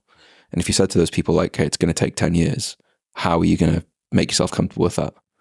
It's trying to accept that and come up with a strategy where you still enjoy it, finding something to do in the meantime, I guess. You gave me instant nausea when you mentioned that earlier. If it's the idea of, you mentioned this, you get to the top of the ladder and you realize the ladder's Up against put against the wrong wall. Oh, right. Yeah. Okay. Yeah. So with the 10-year thing, are you now planning out things on a 10-year time horizon, or how is it kind of tactically changed? It's just looking, rather than thinking like, what's the goal this month, this year, think like, okay, whatever we need to keep doing whatever we're doing for longer than we're planning to do. Instead of setting up something that feels unsustainable, how do I make it feel sustainable? So emergent success is something that I've been thinking about a lot. It's weird, like Jocko Willink said this before we started the podcast. I don't even think that we were recording when he said this, but he said, I asked him about plans, long-term plans, or it might be in the episode, I can't remember. And he said, 5 years ago, I'd never written a book, hadn't launched a supplement company, didn't have a podcast, and was basically a grunt out of the army. If I'd had any plan, all of the optionality and exponential success just blew it out of the water.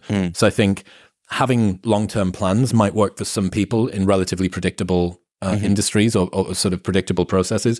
But for me, I've almost largely dispensed with plans that are longer than a year. It's like I can guess where we're going to be over the next 12 months-ish, but most of it's just emergence. So for either of you, so we had a business goal at the start of the year. We met that in the first quarter. How have your business? The best kind. Yeah, but so the plan's pointless. Yeah. One of a guy who used to coach me for powerlifting shifted. Mike Tushara. You haven't had him on the podcast. No, but you told So me. he shifted like long, complicated periodization to just, why don't we just write a week of training and then we'll just do that week of training until it stops working. Well, And then because planning eventually- out a year or 5 years gives people a sense of control, but it's completely. But you're still just reacting to circumstances and things changing. I think it's so dependent on the industry you're in. So like being a doctor, I imagine it's quite an easy thing to do a 5-year plan. Oh yeah, because the whole path is laid out. It's very Exactly. And protocol. there's I want to become a pediatric neurosurgeon. Exactly. What is the You've path probably for got that? a 15-year plan just laid out for you there. But particularly entrepreneurship or something that's very dynamic and kind of related to technology that's constantly changing. Exponentials are just going to That's throw so your shit out of the water. There's no way that you're going to be able to hold on. Because there are things and opportunities that are going to be laid in front of you that you literally don't even know exist right now. You know, if you're trying to be a neurosurgeon, pediatric neurosurgeon, there isn't going to be some area of pediatric neurosurgery that you're as yet unaware of that's going to be able to be achieved within the space of 6 months. But if it's anything with a ton of optionality in, all of this shit could happen immediately. Europe, Seth. I've been seeing a therapist for just under 2 years now, and it's been a fantastic decision. So I think there's a lot of resistance that people have to doing that because there's kind of an implicit assumption that if you see a therapist that you're somehow broken or traumatized. And I think that keeps a lot of people away from growing. And and I've noticed it's become rebranded a lot in the corporate world as like performance coaching or whatever, but it is just therapy, just rebranded under a new name. What it basically is, and a true therapist is actually just a mirror to you, so that they're not forthcoming with advice. They don't kind of nudge you too much. You turn up and they just hold up the mirror and show you how much of a twat you're being in your daily decisions. And I very much think it's like turbo journaling. The difference is when you journal, you are writing within your own echo chamber and your journal doesn't call you out for being a twat. Whereas a therapist will call you out on your bullshit. So that's been really valuable. And I would very much recommend, like, for the sake of 50 to 100 quid per session, well worth it. I've been in therapy as well in Austin. So I found a friend who did an awful lot of therapy for a very long time and is superbly fucked up. And I figured if his therapist can deal with him, she can definitely deal with me.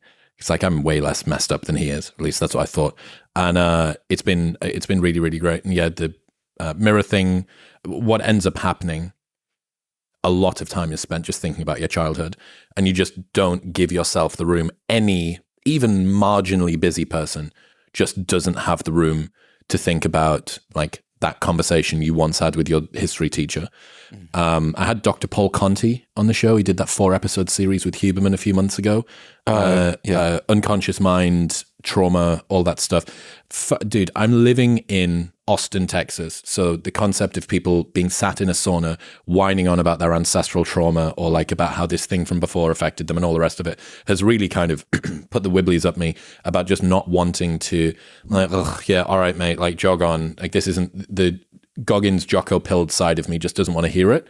But Dr. Paul Conti's reframed my perspective on that there are things that you don't think about that are a part of your unconscious programming that your body takes completely for granted and just sort of grandfathers in as part of the landscape or the texture of your mind or the way that you see the world. It's just this unconscious assumption that you take as truth or fact, and it's not.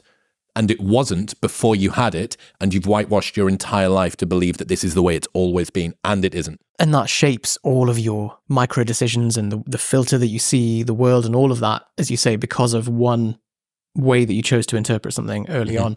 So I guess I'd see journaling, meditation, therapy, they're all on the same spectrum. It's just that one of them's kind of assisted. Like it's almost like you're using steroids to journal and you're getting more out of it. It's like a forced guided prompted journaling. Yeah, exactly. It's the questions that prompt the like, oh, I hadn't thought about that before. And there's that like external accountability, isn't there? Like you then, because you can choose not to journal one day, or you can choose not to write stuff out in depth. But if someone's like, go speak to them, tell me more about that. Yeah. So on that note, and I guess this comes around to what you were saying before, I consolidated about 12 years of journals. So from day one, I used day one a lot more heavily than you did by the sound of it. And I went through, it took me 2 or 3 months of a lot of time every day to consolidate all of the lessons and journal entries and everything, turn them into a visual map, identify the emergent themes. This was before any ChatGPT could have done this in minutes. I know it could have, but actually I think doing it manually was quite useful. It's like revising. Yeah. You don't need someone else to summarize your notes for you. You need to summarize your notes for you. So I mapped it out, and it was phenomenal to see it just laid out in a very big spatial categorized way of like, okay, this is what 12 years of journaling has taught me. And the ridiculous thing about it is that 21-year-old you knows all the stuff that you need to be doing now, but you just keep cycling through those same lessons, and it's like 21-year-old version of you is shouting like, just do this thing. And then a couple of weeks later you go, oh no, you've had like the childbirth amnesia about it, and you go, oh, that's fine. And then it keeps coming back round. And I think until you integrate and do those lessons, the same thing's going to keep bouncing back into your consciousness until you process it. One of the worst things to realize, we often get asked, all of us will, what would you 10 years ago wish that you'd known that you know now? And you look back and you think, oh, well, there's this and this and this, and this is the way I see the world, or these are one of my patterns. Almost always, those things, when I answer those questions, are still things that me in 10 years' time will be wishing that me right now knew. It's Midwit once again. Yeah. We're looking for the higher optimization, the next. Oh, this is more nuanced. No, I'm more sophisticated than that. It's like, no. You are still you, and your patterns are still your patterns. And maybe this is where the unconscious work comes in. Maybe some of the, Dr. Paul Conti style, like unveiling the unconscious would break that, and you might genuinely have new or novel challenges that you need to change. But given the fact that you are still you, the things that you were fighting with 10 years ago are almost certainly the same things you're fighting with now. When did we do the things you would tell your 18-year-old self podcast? Fucking hell. I bet we should all go back and listen to that. And just it'll take be that advice. almost certainly it'll be the same shit. I think it was buy Bitcoin and do 531. It was buy Bitcoin, do 531. That was it. Buy Bitcoin, do 531. Maybe not the worst advice. If you can count 531 as a single word, that would be 4 words that you could just like text your last self. Buy Bitcoin, do 531. I found a tool when I was like 18 that you can email yourself in 10 years' time. Yeah, I think futureme.org. Or something. Yeah, something like that. And I got the email the other day and it was like, hi, it's Yusef. Wow. I'm 18 years 10 old. years And yeah, it was. What did he say?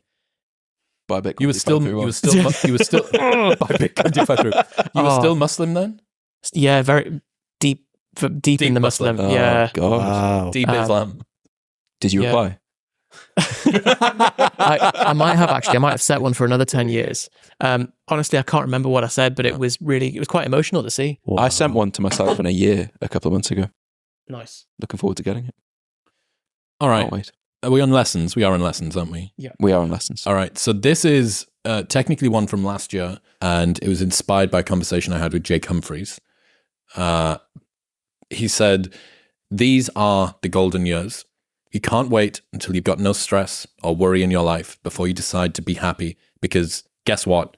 You will always have stress and worry and anxiety and problems and issues to deal with. So you have to decide now that happiness is something you're going to have." And it's that little throwaway line at the beginning, which I use as a mantra: these are the golden years. It's a great heuristic to always think that when you look back, these times right now will be the ones that you cherish, and to approach them with requisite joy. Only in retrospect can we see how beautiful the present actually was. Problems are a feature of life, not a bug. There will never come a time when you have no problems. What? Did you think that one day you're just going to wake up and cease having problems? Like completing a video game and leveling up to a map where there's nothing there? That's never going to happen. Your problems will change, but having problems is going nowhere. Whatever negativity is consuming your thoughts probably won't matter in 3 months' time. In 3 months, you won't remember the negative texture of your mind, or the boring, repetitive things you thought, or maybe even what you were worried about. But the time that you spent worrying will have passed. So you're sacrificing your joy and presence in the moment for a problem which you won't even be able to recall in the future. Immortality would be the only life in which such flippancy with the days that you live for is acceptable. In your talk, you say everybody has this mantra of after this week, things will calm down. It's the diet starts Monday. And Naval talks about that as like, you assume that because your calendar has white space in 3 months' time, that, I'm going to be full of excitement and willingness to just book in coffees with all these people that I haven't been doing for a long time, and I'll be able to start these new hobbies and start fishing, and I'll be full of jubilance and willingness to try new things. It's like, no, it's just you haven't filled up your calendar yet with the normal mundane stuff. So from a time management perspective and from a happiness perspective, that's been a real... Yeah, if you wouldn't say yes to this proposed meeting for tomorrow, don't say yes to it for 3 months' time. Because it'll be exactly the same. It's going to be the exact same. Yeah, you just have to presume that things are going to remain the same in terms of workload. And I think just these are the golden years as like, don't, and this is kind of, I guess, a little bit of a counter to some of the more Goggins, Jocko, Hormozy-pilled, like Hormozy-maxing philosophies, which are, you can grit your teeth and now is the time to like go to war and like all of that stuff. But so many of the best outcomes that we've all got in life is when we found the intersection of something which is valuable and that we enjoy to do, because it makes everything easy. And in the meantime, that's actually going to be fun. Like, what's the fucking It's the whole point. Yes. Yeah. Like, if you're going to sacrifice your enjoyment in the moment for success in the future, so that when you finally have enough success in the future, you can enjoy yourself. It's like, well, the bar stool's upside down. Given that most of all destination acquisitions can constitute journeys, like optimize for the journey, not the destination. the Hormozy thing of I think he calls it the grandfather frame. Have you heard that one? You haven't heard that one? It depends what it is. What on earth? So it's like a 10-minute YouTube video he has, and I listened to it while on holiday actually, and he talks about how he tries to look at life now, how 80-year-old him would see currently, and you suddenly get an appreciation for like, I can like get up and go to the kitchen, and like my back doesn't hurt, my knees don't hurt, I don't have arthritis, I'm spending time with my wife who just got married, like this is what a like beautiful time of life. You like look at now and look at it, focuses his attention on things that you take for granted, but when you're 80 won't be there anymore. And I think that's like everyone talks about like feel gratitude and keep like write down things you're grateful for each morning, but that single video was the biggest of like, oh fuck yeah, like all this stuff, like I had to spend time doing a podcast. When I'm 80 I'll be sat there and on my own, like wishing looking back on now thinking, God, that was so good, so much fun. Yeah, these are the golden years. I think it's just such a good reframe. Just assume that now is the best that your life is ever going to be, and in retrospect you're going to wish that you could be back here now. It's that whole, when I was 20 I wanted to be a millionaire, now I'm a millionaire, I just want to be 20. It's like what Warren Buffett is rich, but he would trade places with every like 18-year-old. Yeah, time billionaires is what they call it. It's hard to make a profound statement with these glasses on it. Really, you'd be surprised. I really think it works. All right, you're up. So, one of my favorite ones from this year, which I think by definition it won't change, because it's the Jeff Bezos-ism of asking what's not going to change. So everyone's obsessed with, what's going to happen with AI and what's going to happen in this industry. How are things going to change? Got to take this off. But few people ask what's not going to change. So he uses it for Amazon, where it's like, oh, is this tech going to come in? Is this competitor going to come in? And he goes, all that could happen, but even the smartest people throughout history have a very, very difficult time predicting the future. But if he goes, well, what's not going to change? He creates this fake scenario of no customer's going to say, can I have slower delivery times? Can it cost more? Can you have fewer choices available on Amazon? And okay, those are the things to focus on. And looking at every industry or every sector that you give a piss about, really, and just saying what isn't going to change, and then just focusing on those. It's the bloke at the electrical tower or the telecoms tower who's just got the lever. Like, he's not going anywhere unless electricity gets subverted by a new thing. That's not going to change. 100%. Even like for the podcast, right? There's loads of new things that you can try with Spotify and YouTube and things like that. But what is not going to change 10 years from now? People want to listen to a combination of guests that they already know and love, people that they never heard of, and topics that they are interested in now, topics that they didn't know that they were interested in the future, and they want to listen to it in an acceptable quality of audio and video. Like, that's podcasting in a nutshell. So yeah, optimizing for those things. And is the point of that to get distracted less? Yes, to focus on the few things that matter. Okay, so you put your attention on the core stuff and like let the changes and the technology or whatever come and go. I mean, you can still play around with the technologies, you can still do that, but when people get so caught up, like for example, if he was getting so caught up in a new technology, but then the delivery speed was getting slower and slower, or people were getting faster, or the prices were getting higher and higher, it's reminding of, oh, there's an infinite dashboard of metrics for me to focus on here. What are the ones I should focus on? He lives that as well. Like, he's now just building infrastructure on infrastructure, isn't he? Like multi-generational. This is Amazon Web Systems, and now he's moving on to bigger things from the Lex episode. Yeah. Right, Jonny, you're up. Hack. This is a recent one I told you about recently. Opal phone app. I'm on it as well. Enjoying it. I'm careful about my recency bias. I've only been with it for like 3 weeks. I'm in the 90-day window, so ignore this. Okay. Well, ignore this. No, but it kind of I've tried a lot of different like screen time, iPhone app blocking stuff.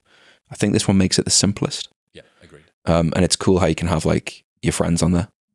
I think that's the best thing about it. So there's just like it kind of taps into the, like, I quite like to be top of the leaderboard. I saw that you did 4 hours and 15 minutes the other day. There you go. Immediately thought, I've got an extra 3 hours today. Yeah. Yeah, did you get 1 hour something? Like 1 hour 20? Yeah, a couple of times. You see, so I saw that and I was like, I feel like I do okay with my phone. Saw that and I was like, God, like I've got... It's pretty robust. Different. So yeah, Opal, time blocking. And they have like preset things like... So I have like an automated one, which is like 7 a.m. till midday is like deep work. And then there's one which is like, they do a lunchtime one. They do like a last hour of the day one. I've custom put mine together. It's pretty easy to do. I think I've seen that in action. Your status changing on iMessage.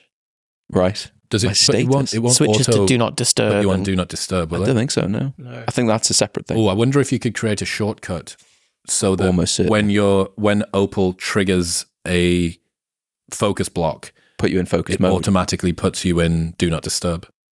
I think just making the screen time's hard, right? Like it's hard to use a phone properly or like without getting distracted. So turning it into a game, making it competitive. I want to beat Chris. How do I beat Chris? Like you start thinking like, oh, I could leave my phone. I mean, my screen time's getting trashed at the minute, but I could leave my phone away during this part of the day. I could not have it with me then. Like I struggle to think how I'm going to beat you, to be honest. It's impressive. I'm bad. Don't worry. Did you just have like a give me good time. day? Give me time. Yeah, I've had a couple of good days, but it's also like new app effectiveness. Right. Something new's come in that's just obliterated my ability to do stuff, and I haven't yet found the So workarounds. I'll get you over like a 60-day period, but Probably, yeah. almost certainly, yeah. As of yet, like the path of a river, it's like, oh, we're going to divert it round this way. You and get then really good at slowly typing in your erodes. PIN. Yeah, it just Bursts erodes. the bank. Yeah, exactly. So I'm going to burst the bank eventually, but right now I'm in this beautiful Goldilocks zone. it gives you little gems each day as well. Have you noticed? I've got loads. Yeah. I've got See, there you go. loads. Look how excited we are about not using our phone. Opal, good, Big hack. good. Pro, you're up. Rian Doris, who I think you met a few weeks ago, Yep. has changed the way that I structure my day with the 6 alarms principle. So I set multiple alarms throughout the day. This sounds so stupid saying it aloud, but we've realized over the last few years that you have to treat yourself like a child to be able to get anything done. And I now set alarms at midday, just before shutdown, at shutdown, and then at like bedtime routine. So what they do is just create this kind of bookend or like a wall in the day where it's like, okay, this block of time is now over. You're into the next phase. You're into the next phase. And it stops me from just kind of running on and just working late or ignoring my own arbitrary boundaries. And I think when you're self-employed, that becomes so important, especially shifting from what we've done, which is going from full-time employment with a clear clock on and clock off into an office or into a hospital. And then it's like the time is very clearly defined for you.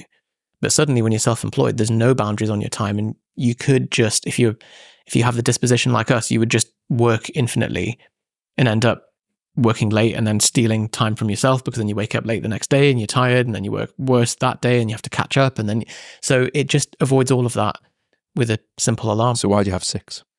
I actually have 4. Rian says he says you can pick a number that's not so many that it divides the day into like a ridiculous number of blocks. But I think it's important just to pick time blocks that make sense for you based on when you want to start working, when you want to stop, and work backwards from there. So you start at the end of your day and then alarms to like bookmark that of like, where should I be? Yeah. And it stops you from then just being like, oh, I've got quite a bit to do today. I'll just work a bit later. Because it's like, oh no, there is a hard deadline to the day now. So it forces you to then filter things more aggressively and do... Everything gets Parkinson's lawed. Yeah. Yeah, that's nice. His anti-morning routine as well of just start writing within 90 seconds of opening your eyes is... I do that. I've been doing it. It's really massive, good. isn't it? It's really good. Yeah. This book, that it looks like I'm going to be writing next proneness. Flow proneness. Yeah, I like to switch between theta and delta as Me much too. as I can. Yeah. Don't worry. What am I going to go for? All right, fuck it. Sleep Token is my next life hack. Ooh. That their album, they're a band, I guess, halfway between. They're technically referred to now as cum metal. Cum metal. Cum metal. It's like metal that you'd have sex with. So like them, Loathe, Oh, wow. It's called Cum Metal. Anyway, so Sleep Token are a band that have been around for quite a while. They managed to do at the start of this year 5 tracks released from their album. Each one of them made it onto Spotify's most trending page. Each release, like every fortnight for 3 months or something, as a metal band. But calling them a metal band probably does them a disservice. It's got kind of jazz in there. It's got rap. It's got R&B. And it is, I would say, the most complete album. Take Me Back to Eden is the most complete album that I've ever heard in my entire life. And it's just, they're phenomenal. And I was listening to them in the gym earlier on, thinking about life hacks for today. And I realized that across the last year, all my top 5 songs from Spotify Wrapped are all on that album. They're all by Sleep Token. They're all from Take Me Back to Eden. And listening to music that just makes you so happy and is useful for uplifting your mood, making you train harder, getting you into a good state, just that. So Sleep Token, Take Me Back to Eden, fucking, I'm up there. You sent that album to me and I dismissed it twice. So I think it takes a couple of times. Oh, you give it a crack and then bailed out and give it a crack and bailed. Do you listen to it in full? Yeah. Did you really? Yeah. Just I think I was expecting something very different. Yeah. It's fucking very awesome. different. It's fucking brilliant. But yeah, it's great. very, very good. Strong. Very good. G.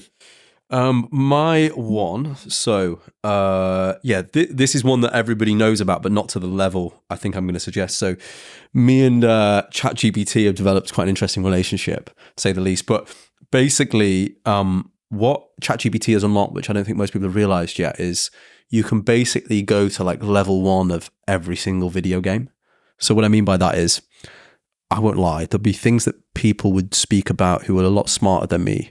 So people discuss the laws of physics and they'd start talking. I'd be like nodding my head, but I didn't actually know what any of that meant. Or like any kind of rudimentary concept that I just zoned out at school. And they immediately, it's like level 37, or it's like they're talking about season 12, episode 4 of Friends at the 6-minute mark. And I have no context of who any of the characters are. And the ability to go into ChatGPT isn't useful for any like dynamic on the edge topics. So like if you were learning TikTok ads, it wouldn't be that great for it. But if you go on there, I'll give you 2 examples. So like David Deutsch's book, The Beginning of Infinity, I read it and it's quite dry. I'm probably just below the IQ threshold where it would like the IQ market fit for that book.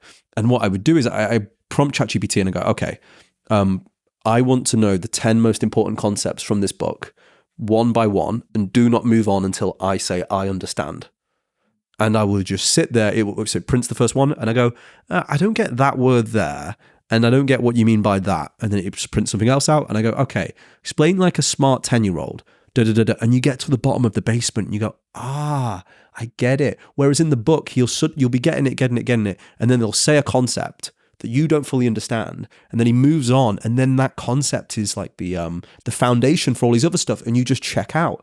And the ability to use ChatGPT for any kind of foundational topic and say... With an AirPod, you showed me the other day. You can use the audio version as well, so you can speak back and forth to it.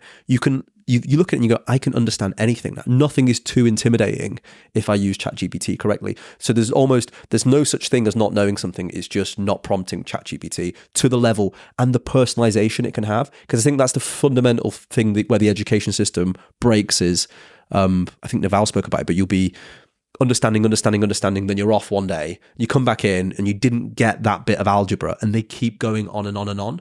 But the ability to get any bit of non-fiction foundational text personalized to you and doesn't move on until you understand it is absolutely phenomenal. Massive with that. I did a maths degree, and if you zone out for a couple of minutes in a pure maths proof, you're fucked. That's it forever. So the fact that you can the AirPods thing, I think, is massive. That you showed, like, so ChatGPT have now introduced conversational AI, so you can have an AirPod in, go out for a walk, and talk to it about explain relativity to me. And I think the tonality that it uses is frightening. Hey, would you like to know more about that? It sounds so human. It doesn't. It's only going to get more and more human. Yeah. But the thing I'd say with this is, for anybody listeners, any topic now that you're kind of embarrassed to ask people about, or somebody says something that you don't want to ask because you assume every smart person knows that, any topic, you just say, explain the 10 most important topics. Don't move on until I say I understand, and just keep asking why. Explain like a 10-year-old, and you just realize you can understand any topic. If you leave it all in the same, if you have one big thread with all the stuff you want to learn, can it just more quickly so it get then begins to learn as well. The fundamental problem is Google had a little bit of that, but with time, Google's only got worse and worse. Somebody said something recently where it's like, if you Google what disease you have, you don't find out what disease you have. You just find out which one has the best SEO, and that's the fundamental problem. Like Google, which is always the most serious one. Google as a product is getting worse and worse every single year, and ChatGPT is getting better and better. It's just a matter of until it goes. But it is so good for personalized education, particularly for historical or foundational topics. Any moment of history, any book that's been around for a long time, so good. Or even if you're on holiday somewhere and you go, I'm here, tell me the 10 most important things about this place. It's incredible. That's strong. All right, we've got about 10 minutes left. Should we do one more round of hacks or one more round of lessons? What do you think? I've got a decent lesson, a weak hack. I'll do lesson. All right, lessons it is. I think this is originally from the book 10,000 Weeks by Oliver Berkman. Defining something I struggle with a lot, defining done or defining a productive day ahead of time. So I had this realization that I very rarely, if ever, leave a training session with unfinished exercises. I finish the exercises, but I'm not in the gym for like stupid amounts of time. I've like thought about it and I've like planned myself a reasonable number of exercises and I finish them.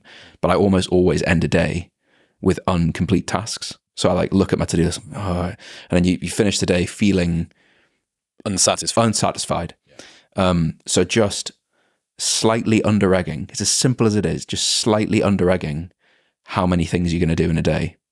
So create your to-do list for like hungover, tired you, because you can always just borrow stuff from tomorrow. And if let's say you do 8 things a day, every day. Today you plan to do 6 and you borrow 2 from tomorrow, you feel mint when you finish the day. But if you plan to do 10 and you only do 8, you feel terrible. Well, there's a permanent dissatisfaction, I think, that many people, especially me, have with our to-do list. There are more things that you have to do. That you have an infinite number of things to do. And even if you don't have an infinite number of things to do, you definitely have almost an infinite number more things than you can do today, which means that there will permanently be, it's like bailing out. It's like, and that's enough for now, as opposed to I am finished. And that sense of I am finished is a degree of satisfaction that I think we should all be trying to achieve more of. I have this resistance to it because I'm like, oh, well, but that means I'll do less stuff, but I won't. I'll get to the end of the to-do. So I'm like, yeah, do some bonus stuff. It's the calendar white space thinking, oh, well, I've got all this white space. What a waste of time. If I'm not filling it all up back to back, ramming myself with tasks, then I'm falling short. But actually, if you do that and you have no buffer time, it just takes a poo that's 2 minutes too long to completely knock out your entire day. Speaking of experience there. Dude, I remember this. When I snapped my Achilles, I had this very precisely planned weekend. So it was the weekend that a bunch of new tenants were moving into one of my houses, and I needed to get this new TV and drop it off, and all of the IKEA stuff that was in the back of my car, so that the guy that would build it was going to be there, and he was going to be there the next day, but the TV needed to be collected today, and that meant that I had to go to the Sainsbury's, but I'd already planned because the Sainsbury's was next to the cricket pitch where I was going to play. Didn't account for the fact I wasn't going to be at the cricket pitch. I was going to be at the fucking Royal Victoria Infirmary, like having a boot put on. And then I realized, I was like, right, Dad, I know that I've just had the most traumatic injury of my entire life thus far, but we now need to leave the RVI and go to Sainsbury's to collect this fucking television, or else this very carefully put together house of cards is all going to come tumbling down. So, yeah. I've got a selfie with you in the hospital. Yes. You wearing cricket whites. Correct. I had to be cut out of my fucking my brand new cricket whites. My mum was dead. You sent me a picture of it with how's the boggy? Because it was so boggy. Very just boggy. A boggy that you just squeezed where your Achilles should be, and there was just flesh. nothing. It was just flesh. I left foot drove home from the RVI. So I snapped my right foot and I left foot drove home because I was like, I can't be bothered going to get my car tomorrow. That's the better of.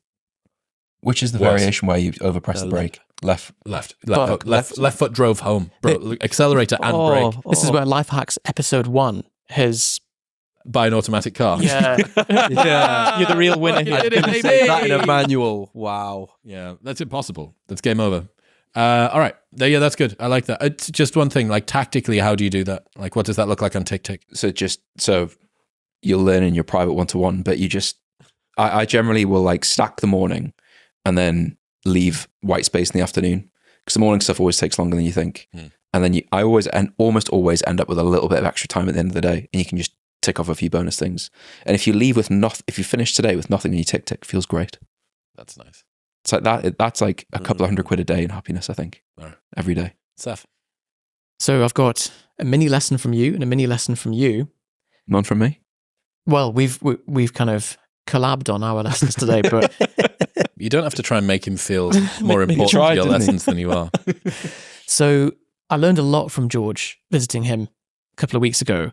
But one of the things that's definitely clear here is that whenever you run into a problem, you derive a principle from it. You write about it and create some content to kind of solidify that lesson.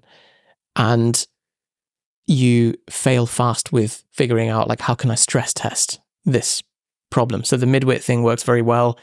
And the failing fast. So I experienced this because George took me foiling, which was excellent. It's like a motorized surfboard. And on the way there, he said, Yusef, you're going to fall spectacularly in the water 40 times before you can consistently stand on the foil. So expect that, so that you're not just always disappointed with how badly you're doing. And having the bar set there was great, because then it meant that I'm not expecting to be good. I can have lots of spectacular falls. And then if you manage to stand on it any less than 40 after 40 fails, brilliant. It feels like a bonus. So what's the meta lesson? The meta lesson is pull out the principles, stress test them, and fail fast, I think. Pricing in failure is so good. Pricing in Because it turns failure, into a video, yeah. whereas when I take people for, I give them technical instructions, they never listen because it's their first time. But that one thing always rings home, because otherwise they try and stand up on the first go, fall off and go, I'm a failure. And then each rep reinforces that. Versus when you say you're going to fall off 40 times in a row, they then see each one as a rep. Like, oh, boom, done the third one, done the fourth one. Yeah, I was excited to fall the next time. And actually it took way less than 40. Yeah. James Smith has a bit about this in his live talk, where he says he was knocking door to door for N Power and realized that every 200 door knocks he got a sale. And then his sales manager was like, how many more sales do you need for today? And he said 2. He's like, how many doors does it take for you to get a sale? He went, 200. He's like, well, knock on 400 more fucking doors then. And it's just, okay, that's the way to bake it in. It's like just the price of business, basically. 100%. You say you had a second one. The lesson from you is pick a thing and take it seriously. So that's a Munger idea, but this podcast... And a Peterson one. Okay. It's this podcast is the testament to that. We started our podcast in 2013. We picked a thing among many things. We didn't take it seriously. You did an episode with us in 2015, 2016. You were like, quite like this. And you were like, I'm going to go balls deep on this. 3 episodes a week, well-researched episodes, aiming for good production quality straight away. And you did the reps and you enjoyed the process as well. You didn't just do it expecting that, like, oh, I'm on episode 4. Why hasn't this got more views yet or whatever? It was just, I'm doing this to master the craft and enjoy the process. And without being able to do that, I'm sure you would have given up way earlier than you did, and way earlier than the Well, it's a lesson for all of the pursuits that we're all trying to do, that the person who enjoys walking will walk way further than the person that has to walk. Yeah, exactly. So those are the 2 meta lessons, as much as I can say would apply to everything.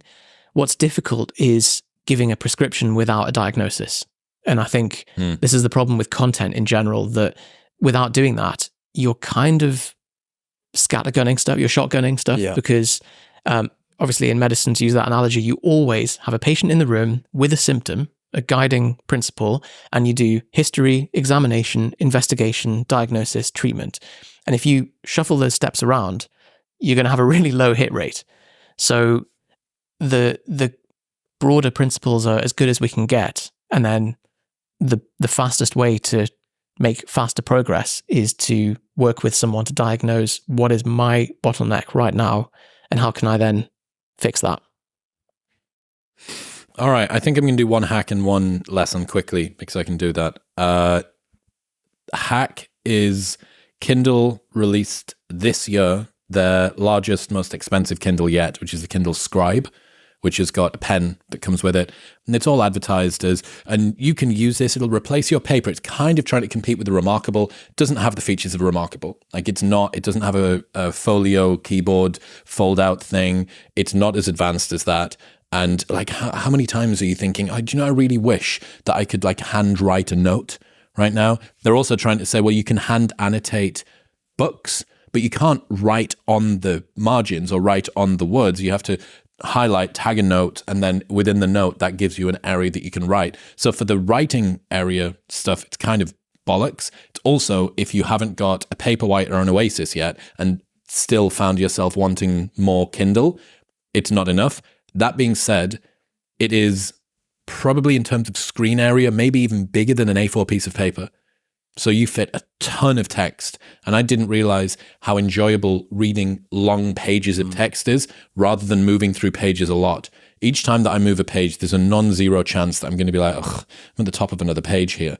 And there's something about it, it's very enjoyable. For me personally as well, I have a habit of spinning a pen through my fingers and it helps me focus. If I do something small that distract a little bit of physical energy from myself, I focus a lot more on whatever I'm thinking about. So the fact it's always got this pen attached, you can do that. You can change page with the pen by tapping it. You can also highlight very accurately by using the pen, which is something I use. Then that gets resurfaced through Readwise. But I'm like a power user when it comes to Kindle. Send to Kindle is the way that I read articles. I don't read Substacks on the computer. I don't read blog posts on the computer. All of that goes through Kindle. And it's just a huge monster piece of kit with a pen attached to it that you can highlight and navigate with.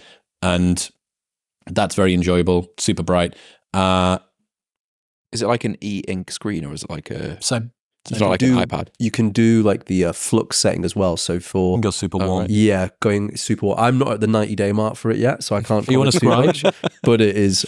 I'm 60% of the way through Elon's new biography, and I'm not even thought about the charge yet. I've got like 86% battery. Yeah. The battery's insane. Mate, I'll tell you what's an even more insane way to do it. Turn it to airplane mode.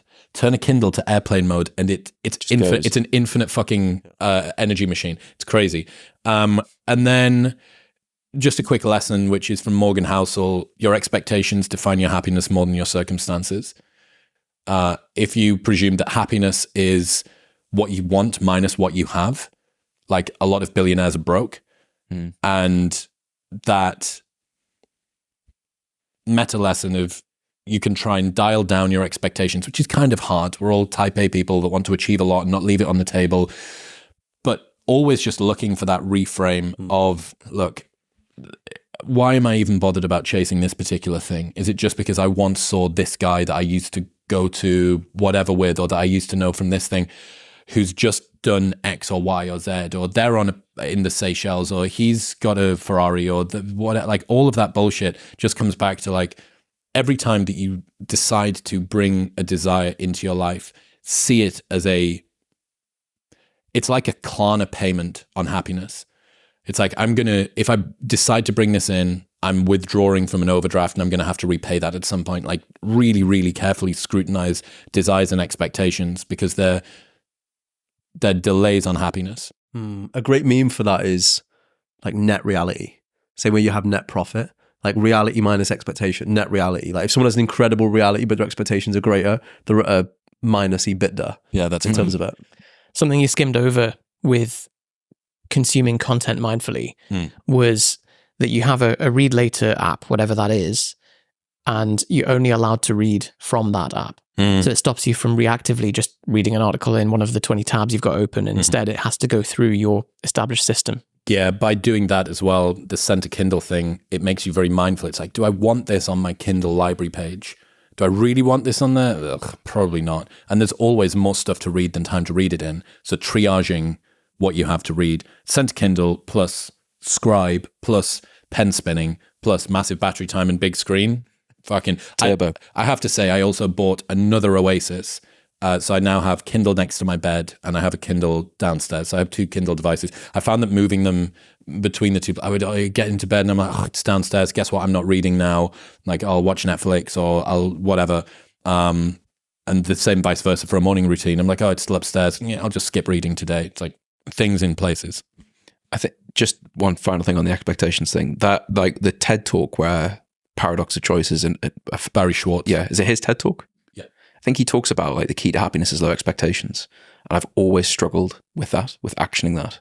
Because the happiness, to increase your happiness, if you just decrease your expectations, do you guys have any practical ways of doing that?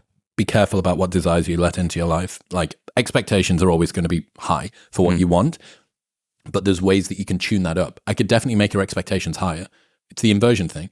It's like, how do you reduce expectations? All right, how do you increase expectations? I would spend tons of time on the internet looking at people that are doing better than me. I'd see things that I don't want and unquestioningly presume that I want to have those things because they're ahead of me in some form or another. Like, do you really want a private jet? No, but if I look at someone that has one, I go, oh yeah, I should have a private jet. And it just gets added into that. Like, but if you extend that, it's like, okay, so the people I spend all my time with should be like the least successful people I should find. Gad Saad, do you see what I mean? Gad Saad found in his book about happiness, his most recent one, that you need to have a minimum amount of sex per week in order to be happy. But the best way to be happy about your sex life is to be having a little bit more sex than the friends around you. It's like the thing of like, you should be more successful than your wife's sister's husband. Yeah. Correct. Or whatever it is. Yeah. And like, as long as you're above that, you're cushy. G. So I'll do a quick life hack and I'll blast through my lesson. So a quick life hack is most of people listening to this probably, or a significant amount, will have an iPhone. And the alarm clocks designed by Apple are all like Guantanamo Bay creations from the CIA. They are horrific. And the thought that you'd wake up your sleep. I've tried that. Like, if you go through them all, you press every single one. None of them are like, that's a nice, soothing thing you'd hear at a spa. They've all got a really high attack on the sound, haven't they? Exactly. Shrill opening. So sympathetic cocktail. What you can do if you go on the custom tune store and search binaural beats, it's 79p. So it is a big investment, but 79p, I found this and find the one that relaxes you. And it's such a better way. If you've Why got are you to use an waking alarm, up to your iPhone? what do you mean? Yeah, that's As the opposed, big question. that's probably a question. That's a fucking awful. So sounds like you need with more your sleep, phone, George. but you're sleeping with your Kale phone. sleeping with your phone in your bedroom. Yeah, but I used to use anAlexa and then I'd ask the news. Radio alarm clocks have been around for nearly 100 years. There's about 3 valid. life hack contraventions that you Yeah, mentioned. yeah. So- Across all of the I streams. reckon first a time. lot of people listening to this will be using their iPhone, and that is a useful one. This is the Midwit meme. Don't use the phone. Don't Yeah, try and that's repurpose the phone alarm to be more successful. Get rid of the phone and buy either Sunrise alarm clock. You can get one on Amazon for $15, or standard radio alarm clock, £5. You know, there's one called, I think it's called like Clocky now, that has wheels on it. So it's an alarm clock, and then as soon as it sets off, it starts driving around. So you have to get there's a few to bed versions. to pick There's it up. one that's a mat. You have to stand on the it mat. and solve a maths problem. That'd be such a bad hanger. Does anyone? I don't use an alarm. I just wake up. My You're life right, together that's is- flex- Flexible, simple but like like, that. Yeah. just go to bed at the same time. It's easy. yeah, that's not always. Anyway, Shut up, Johnny. Lessons. So far, I've done a lesson from a little, obviously, throwback to Munger, Bezos. This one comes from the Gallagher brothers, Liam and Noel. Nice. So they have a lyric which hits me every single time. I think it's the best lyric I've ever heard, which is, questions are the answers you might need. And it hits me hard. So essentially, even when I have people ask me for advice now, or even when I'm thinking myself, or even creating content, just having a recurring question that I come back to is so useful versus having a specific answer. So you avoid the prescriptions mindset. One of the things is there's Hitchhiker's Guide to the Galaxy. I don't know if you heard that. And within that, they create a supercomputer, which like supposed to give them the answers to life and the universe. And it just spits back 42. And it's like, because you didn't know what the question was. And so many things I come back to questions now. So have you read Elon's book yet? So, I mean, I can tell you it right now. This is what it is, okay? It's basically him. He comes up with an idea, and then somebody works for him and go, that's not possible. And he goes, does it defy the laws of physics? And then they're like, well, not technically. He goes, but we still can't do it. And he goes, why? And then he hits the base level belief and goes, fix that. And then he goes, also, do it by next Tuesday. And it's like, build a rocket. It's that. It's just him going, does it defy the laws of physics? And then they go, no. I go, I want it done by next Friday. It's just a question. Does it defy the laws of physics? And then deadline. That is the 100 anecdotes is the book, just doing that again and again and again. So does it defy the laws of physics is a question. One of my favorite things right now is I have friends come to me for advice, and I'd often used to like get super detailed and give them so much advice and people wouldn't listen. And I was like, okay. So what I do now is I'm just like, well, what would you advise me if I came to you in the exact same situation? You diddled me with this in Dubai. Yeah. Diddled me with it in an Uber. Yeah, and it works. And they come up with something that's so profound and personalized that hits home versus me trying to give them generic things. The Tony Robbins, like, what will you do? No, I don't know. Well, if you did know, what would it be? That works every time. Unbelievable. Yeah. Well, it's what we said earlier when we had a quick toilet break that if you have bad breath, you're the only person in the room that doesn't know. But as soon as somebody else has bad breath, you do know. And it's the ability when you take them out of that frame and have a question, it's giving them the answer that they needed all along. And then a few other favorite questions that I have at the minute, which is where if you meet somebody who's way smarter than you, asking them the question of, well, what questions should I be asking you, is a great one. Another one, which is kind of a test right now in where people often end up in super tribalistic thinking of this team over here or this team over here. I can tell whether someone's a full-on NPC by whether they can answer this question, which is, who is somebody you admire? And you get them to answer that. Like, who's your kind of cult hero? And he goes, what do you disagree with them on? Or what's their worst point that they make? And then the inverse too, like, who's somebody you strongly dislike and what's a great point that they have? And you find people who are really high at critical thinking or have really thought it through from both sides can answer that really fast. But a lot of people just, like, the thought of them conceding a point to somebody on the opposing team, correct, or being able to criticize their guru, the software just hits a 404 error very fast. Mono thinking. Gentlemen, I really appreciate you coming through. It's been a wild year for you guys and for me and for you as well, although you're less traumatized than we are, so you seem to be able to deal with it more effectively. It goes without saying, everyone that's been tuning in for any of the episodes where you used to see us sitting on this couch, I really appreciate you for tuning in. I hope you have a fantastic Christmas. This is going to go out 2 days before Christmas, so we can say Merry Christmas to everybody. Merry Christmas. And yeah. Yusef's going to finish on Last Christmas. He's going to sing the whole thing out, aren't you? Is that what you're here for? That's what you promised. Put the glasses on. I appreciate you all. Have a Merry Christmas. We'll catch you soon. Merry Christmas. Bye.